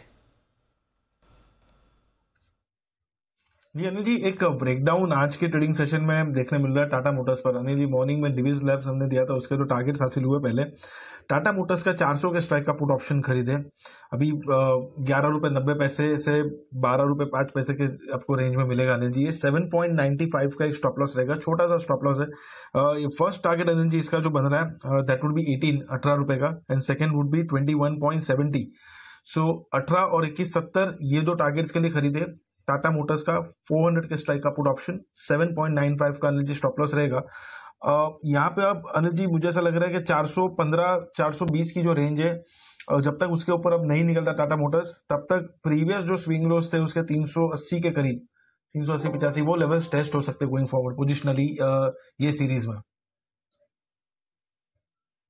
है आपके लिए टाटा मोटर्स 400 तोड़ सकता है और उसके नीचे जाने की तैयारी आपको टाटा मोटर्स कर सकता है। हाई बीटा काउंटर है, ट्रेडर्स के रेडार पर काफी एक्टिव रहता है, बट बाजार की गिरावट के साथ ये भी फिसल रहा है। बट एक स्टॉक जो बाजार की गिरावट में काफी तेजी से गिरा है वो है कैनफिन होम्स। जरा इस काउंटर को पुल अप करिए। पिछले कुछ मिनटों में भारी गिरावट हमने कैनफिन होम्स में आती हुई देखी, और उसके बाद उतनी ही शार्प रिकवरी आ रही है। तो ये देखिए कैनफिन होम्स का चार्ट जरा आप पुल अप करिए। पिछले 10 मिनटों में 4.5% गिरा ये काउंटर, और फिर लगभग उतनी ही रिकवरी इस काउंटर में आ गई। तो कुछ तो बहुत ही बड़ा वॉलेटाइल एक्शन कैनफिन होम्स में इस समय चल रहा है, जिसकी वजह से आप ये शार्प मूव्स आते हुए देख रहे हैं। जरा एक बार इस पर राय भी लेते हैं किरण जी से। किरण जी जरा देखिए कैनफिन होम्स क्या चल रहा है सर। चार्ट पे लगभग 530 के आसपास एक बड़ी डील हुई ऐसे देखने को मिल रहा है, और डील के अभी 530 के ऊपर ट्रेड कर रहा है। इसका मतलब स्ट्रॉन्ग हैंड जिसको ले रहे हैं, और वैसे भी पहले से ही बहुत अच्छा खासा करेक्शन इस स्टॉक में देखने को मिला है। तो अगर किसी के पास लॉन्ग पोजीशंस हो तो मेरा मानना है कि 530 के नीचे के आपके स्टॉप लॉसेस होने चाहिए, और एक पुल बैक में आपको 600-610 के लेवल्स देखने को मिल सकते हैं। तो ये है आपके लिए। लेकिन दीप, इसमें जो खबर आ रही थी वो ये कि कैनरा बैंक के रिजल्ट्स जो आए थे ना, कैनरा बैंक के रिजल्ट्स में ये बताया जा रहा है कि 37 अकाउंट ऐसे हैं कैनफिन होम्स के जो फ्रॉड पाए गए हैं, ठीक है, और उस वजह से जोर से रिएक्शन नीचे की तरफ आया। अब आप कहेंगे रिकवरी क्यों आई? फिर रिकवरी आने की बड़ी वजह और है कि ये सारे 37 अकाउंट 4 करोड़ से कम के हैं। अच्छा, तो उतना खतरा, अमाउंट छोटा सा है। नंबर आपको लगता है 37 अकाउंट मतलब बहुत ज्यादा होंगे, लेकिन कुल मिला के 150 करोड़ के आसपास। और बुक कितनी है? 25,000 करोड़ की। 25,000 करोड़ की बुक में अगर 37 अकाउंट 4 करोड़ के हों तो फिर 150 करोड़ से लोगों ने बिना सोचे वो 37 अकाउंट और फ्रॉड नाम ये दोनों से करके लोगों ने शॉर्ट कर दिया। अब इसमें भी एक मजे की बात ये है, ये पूरा का पूरा प्रोविजनिंग किया हुआ है, जो 4 करोड़ का है वो भी प्रोविजनिंग किया हुआ है। अच्छा, तो इसलिए कैनफिन होम गलत तो एक बार खबर पर रिएक्शन दे दिया और फिर रियलाइज किया कि नहीं, खबर वो नहीं, मतलब पड़ोसी घर में आग देखी, कूद गए, बाद में पता चला अपनी तो ही नहीं रही थी, वो तो वहीं तक सीमित थी, तो वापस फिर हाथ पैर तुड़वा के वापस, इसलिए इतनी शार्प रिकवरी। हाँ, तो ये है, तो मेन चीज ये है। तो कैनफिन होम्स में जो रिकवरी आ रही है, उस रिकवरी की वजह है कि पहले केनरा बैंक के रिजल्ट अभी आए हैं, उनके रिजल्ट्स में ऐसा लगा कैनफिन होम्स के 37 अकाउंट ऐसे जो फ्रॉड उन्होंने गिने, लेकिन उनकी वैल्यू 25-26 हज़ार करोड़ की इनकी लोन बुक है, उसमें सिर्फ 4 करोड़ की है। नंबर ऑफ अकाउंट से कूद गए लोग, सिर्फ 4 करोड़ की है, और इसलिए लोगों ने शॉर्ट किया, अब वापस रिकवर कर रहे हैं, और वो भी 4 करोड़ प्रोविजन किया हुआ है, तो कोई ऐसा नहीं कि उनकी बैलेंस शीट पे कहीं कोई प्रेशर आ रहा है। सो इसलिए पैनिक ना करें, और यही वजह एक शार्प स्मार्ट रिकवरी वहीं पुराने वाले लेवल पे आ गया जहाँ से शुरुआत है। वहीं मतलब लिटरली 10 मिनट में पूरा हो गया, 4.5 गिरा और उतना ही रिकवर हुआ। करेक्ट, उसके ज्यादा फिर रिकवर भी नहीं हो रहा, वहीं पर अटक गए फिर। हाँ, तो बस जहाँ से चले, जहाँ से गिरा वहीं पर आ गया। तो ये है बड़ी वजह। तो आप वैसे आपका बेचने का मन हो तो बेचो, ऐसा कोई मना थोड़ी करता है, लेकिन हाँ, इस खबर में मत बेचो, खबर समझ के बेचो कि वाकई में खबर मटेरियल है कि नहीं है। मतलब नाम सुनते ही बेच देना, इसमें फिर क्या होता है, फिर आपको इस तरह से तगड़ी शॉर्ट कवरिंग करनी पड़ती है। तो ये है आपके लिए एक्शन पूरा का पूरा। जी, आइए स्ट्रैटेजी ले लेते हैं अनिल जी से, क्योंकि 400 के ऊपर बाजार होल्ड कर रहा है, 10 मिनट बाकी हैं। अनिल जी की स्ट्रैटेजी।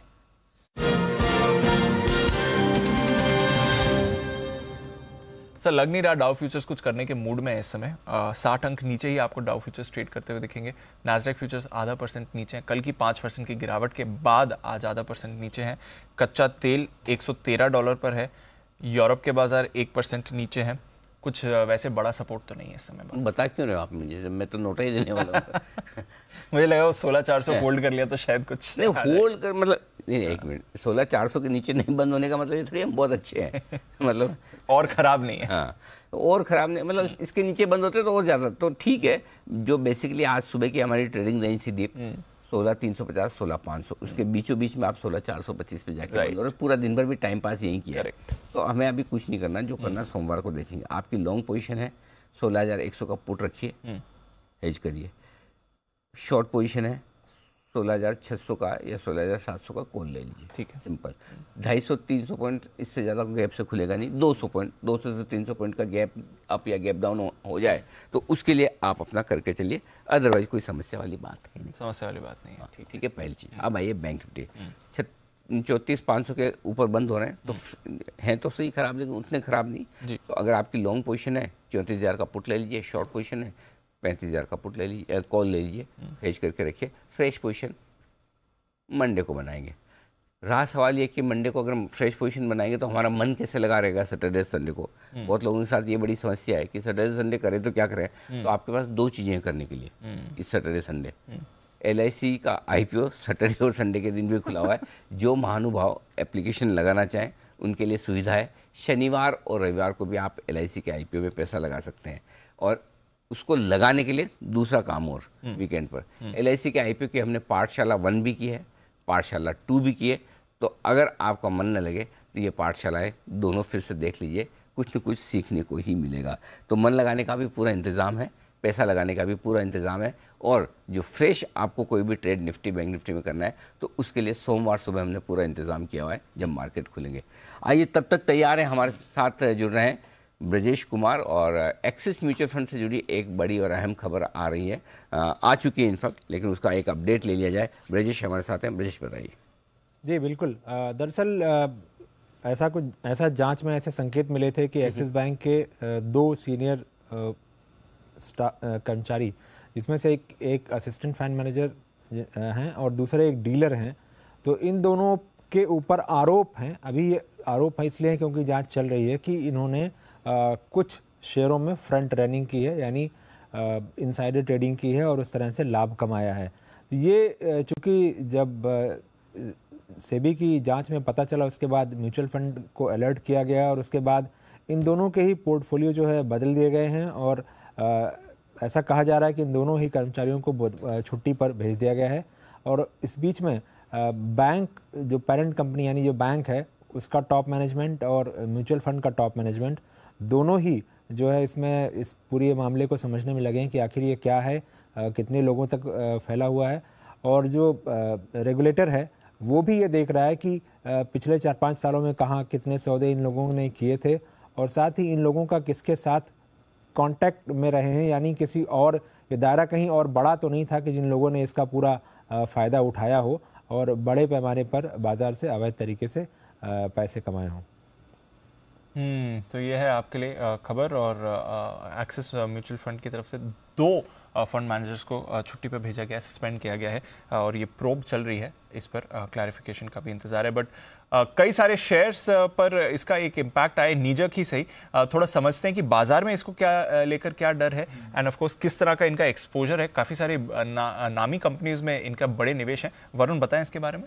डेफिनेटली दीप, तो बेसिकली डर ये है कि जिन कंपनियों में एक्सिस म्यूचुअल फंड का ज़्यादा स्टेक है, कहीं वहाँ सेल ऑफ ना आ जाए, ये बाजार को सबसे ज़्यादा डर है। क्योंकि एक्सिस म्यूचुअल फंड जो है अपने आप में बड़ा फंड है, भारत का 7वां सबसे बड़ा म्यूचुअल फंड है। करीब 81 शेयरों में इनका बड़ा निवेश है और 2.6 लाख करोड़ के आसपास का AUM एक्सिस म्यूचुअल फंड का है।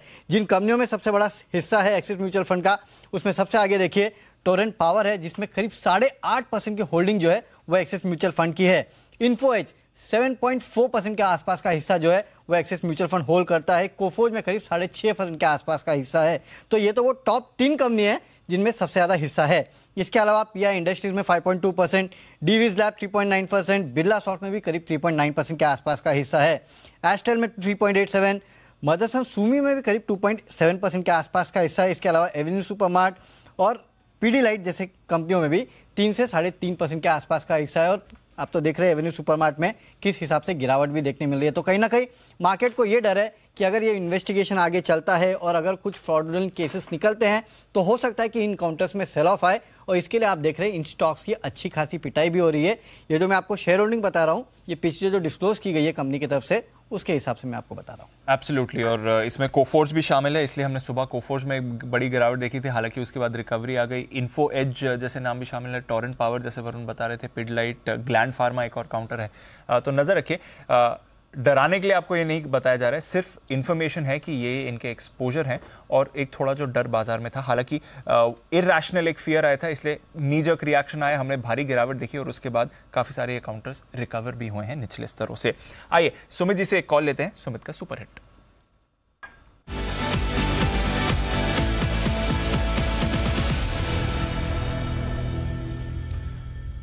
बताएं सर। दिवांशु, बाय का स्टॉक है, अगले हफ्ते के लिए इसमें खरीदारी करनी चाहिए। 186.50 का अभी भाव चल रहा है। स्टॉक का नाम है कोल इंडिया। कोल इंडिया के अंदर मल्टीपल सपोर्ट है 181, 182 के आसपास, तो 182 के नीचे का स्टॉप लॉस लगा के कोल इंडिया में खरीदारी करें। अगले हफ्ते में यहां से एक अच्छा मूव ऊपर की तरफ देखने को मिल सकता है, जिसके अंदर 192 रुपए का पहला टारगेट होगा और 192 का लेवल ब्रेक होने पे 195 रुपए तक के लेवल कोल इंडिया में देखने को मिल सकते हैं। तो खरीदारी करना है सीएमबी पे, 182, 181 के आसपास स्टॉप लॉस लगाना है। ऊपर में 192 रुपए से लेके 195 रुपए तक के टारगेट 2-3 दिनों के अंदर कोल इंडिया में देखने को मिलने चाहिए। ओके, तो कोल इंडिया पर रखिए नजर। यहां पर खरीदारी की राय आ रही है, रेयर बाय कॉल आ रहा है बाजार में और वो है कोल इंडिया के लिए। अभी थोड़ी देर पहले RIIL इस पर सिमी जी की तरफ से खरीदारी की राय आती हुई दिखी थी। आइए फिर क्लोजिंग की तरफ बढ़ते हैं और बाजार में एक्शन काफ़ी रहा है, बट एक्शन ज़्यादातर नेगेटिव ही रहा है। एक बात है जो अनिल जी कह रहे थे, 16,400 के करीब आपको क्लोजिंग आनी चाहिए, वैसा होते हुए दिख रहा है। बट आज की परफॉर्मेंस काफ़ी कमज़ोर रही है। सुबह 50 के 50 निफ्टी स्टॉक्स नेगेटिव खुले थे, उसके सामने 10 स्टॉक्स हैं जो पॉजिटिव टेरिटरी में क्लोज कर रहे हैं। तो अच्छी खबर से ही करते हैं शुरुआत। हीरो मोटो आज का टॉप गेनर 2.5% ऊपर, Tech Mahindra, Power Grid, ITC, ONGC, Britannia, SBI, Coal India, NTPC, Sun Pharma, Tata Steel और अदानी पोर्ट्स यहाँ पर खरीदारी है। उसके सामने Divi's lab, again Axis mutual fund का यहाँ पर भी एक्सपोजर है, Bajaj Finance, Shree Cement, UPL, Axis Bank, Tata Motors, Hindalco, Nestle, Apollo Hospitals, Eicher, Wipro, HDFC limited, Infosys, HDFC bank, इन सभी में आपने भारी गिरावट आती हुई दिखी है। TCS भी आज कमजोर ही बनते हुए दिखा। वायदा कारोबार की तरफ आए तो कई सारे काउंटर्स हैं जहां पर बड़े बड़े ब्रेकडाउन्स आए हैं। वेदांता ऑफकोर्स आपको 44 रुपए नीचे दिखेगा, बट उसके सामने 31 रुपए का डिविडेंड एडजस्टमेंट भी है, तो उतना खराब नहीं है जितना स्क्रीन आपको वेदांता के लिए दिखा रहा है। चोला इन्वेस्टमेंट ऑफकोर्स नतीजों के बाद ये 10% नीचे है। वोल्टास 8.5%, कोफोर्ज 6.5%, हालांकि निचले स्तरों से 6% की रिकवरी भी थी इसमें। Deepak Nitrite, Torrent Power, Info Edge, BHEL, Trent, Astral, Intellect, India Cements, Birla Soft, Hindustan Copper, Divi's, PI industries, Shree cement, कई सारे इसमें वो स्टॉक्स भी शामिल हैं जिसमें एक्सिस म्यूचुअल फंड की बड़ी शेयर होल्डिंग है, तो वहां पर भी परेशानी आपने बनती हुई देखी।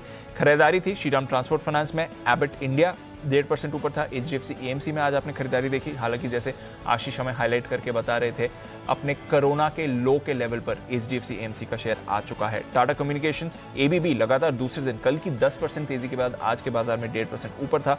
कोलगेट, ब्रिटानिया, ओरेकल, NTPC, ये कुछ और काउंटर्स थे जहां पर आपने खरीदारी बनती हुई देखी। कैश मार्केट की तरफ आइए, यहां पर कुछ स्टॉक्स थे जिन्होंने थोड़ी सी आउट परफॉर्मेंस जरूर आज के ट्रेडिंग सेशन में दिखाई है। बरौक इंजीनियरिंग में निचले स्तर से थोड़ी खरीदारी आ रही थी। वर्धमान टेक्सटाइल्स 8% ऊपर बंद हुआ है। अदानी पावर ट्रेड में पॉजिटिव था। Linde India, all cargo, NHPC बड़े टारगेट्स आज आपके लिए इस पर आते हुए दिखे थे, 4% ऊपर। GE पावर इसमें खरीदारी थी। RIIL और जैकॉब दोनों में ही पॉजिटिव मोमेंटम बनते हुए दिखा। कावेरी सीड, KNR कंस्ट्रक्शन, विनती ऑर्गेनिक्स, कुछ और काउंटर्स हैं कैश मार्केट के जहां से आपने पॉजिटिविटी की। जोमैटो पर रखिएगा नजर, 5% नीचे था, लाइफ लो आज छुआ, उसके बाद एक शार्प रिकवरी के साथ पॉजिटिव टेरिटरी में क्लोज हो रहा है। नतीजों के बाद DCM श्रीराम 12% टूटा है।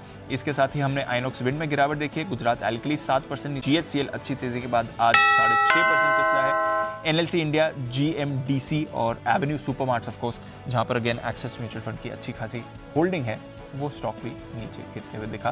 तो ये है आपके लिए आज का बाजार का एक्शन। प्रोविजनली अनिल जी 1.5% नीचे, बट 16,440 पर निफ्टी और 34,675 पर 550 अंकों की गिरावट के साथ बैंक निफ्टी।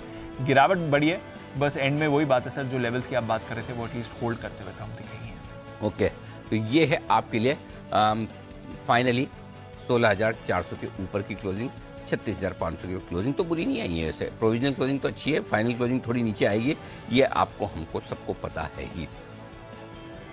शुक्र है, शुक्रवार है, 2 दिन मार्केट स्टेबल रहेंगे, शनिवार रविवार।